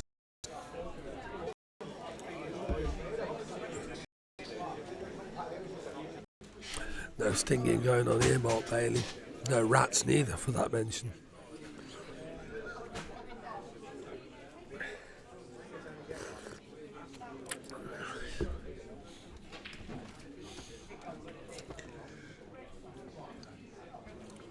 Oh, it was a tricky little plant.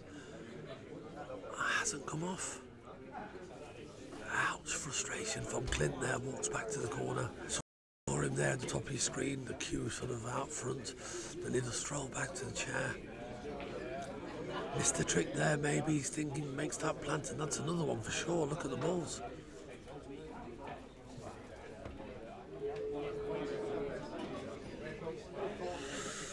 That's a must, this is. These have got to go. 16-10. Got to go. Could the tide about to turn? Could Karl O'Donoghue find a second wind after a long layoff of dry breaks and a few bad flicks? And Clint playing like a machine in the process. Not relenting at all, just taking his opponent to the cleaners at every available opportunity. Is it about to go the other way? The Irish contingent will be hoping so. The Nottingham contingent will be hoping not.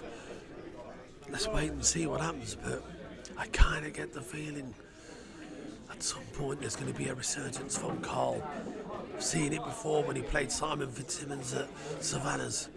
A long, long way back, but never gave it up. Got so much heart and belief, this kid. Or should I say this bloke, he's not so much of a kid anymore, but he'll not be giving it up, that's for sure.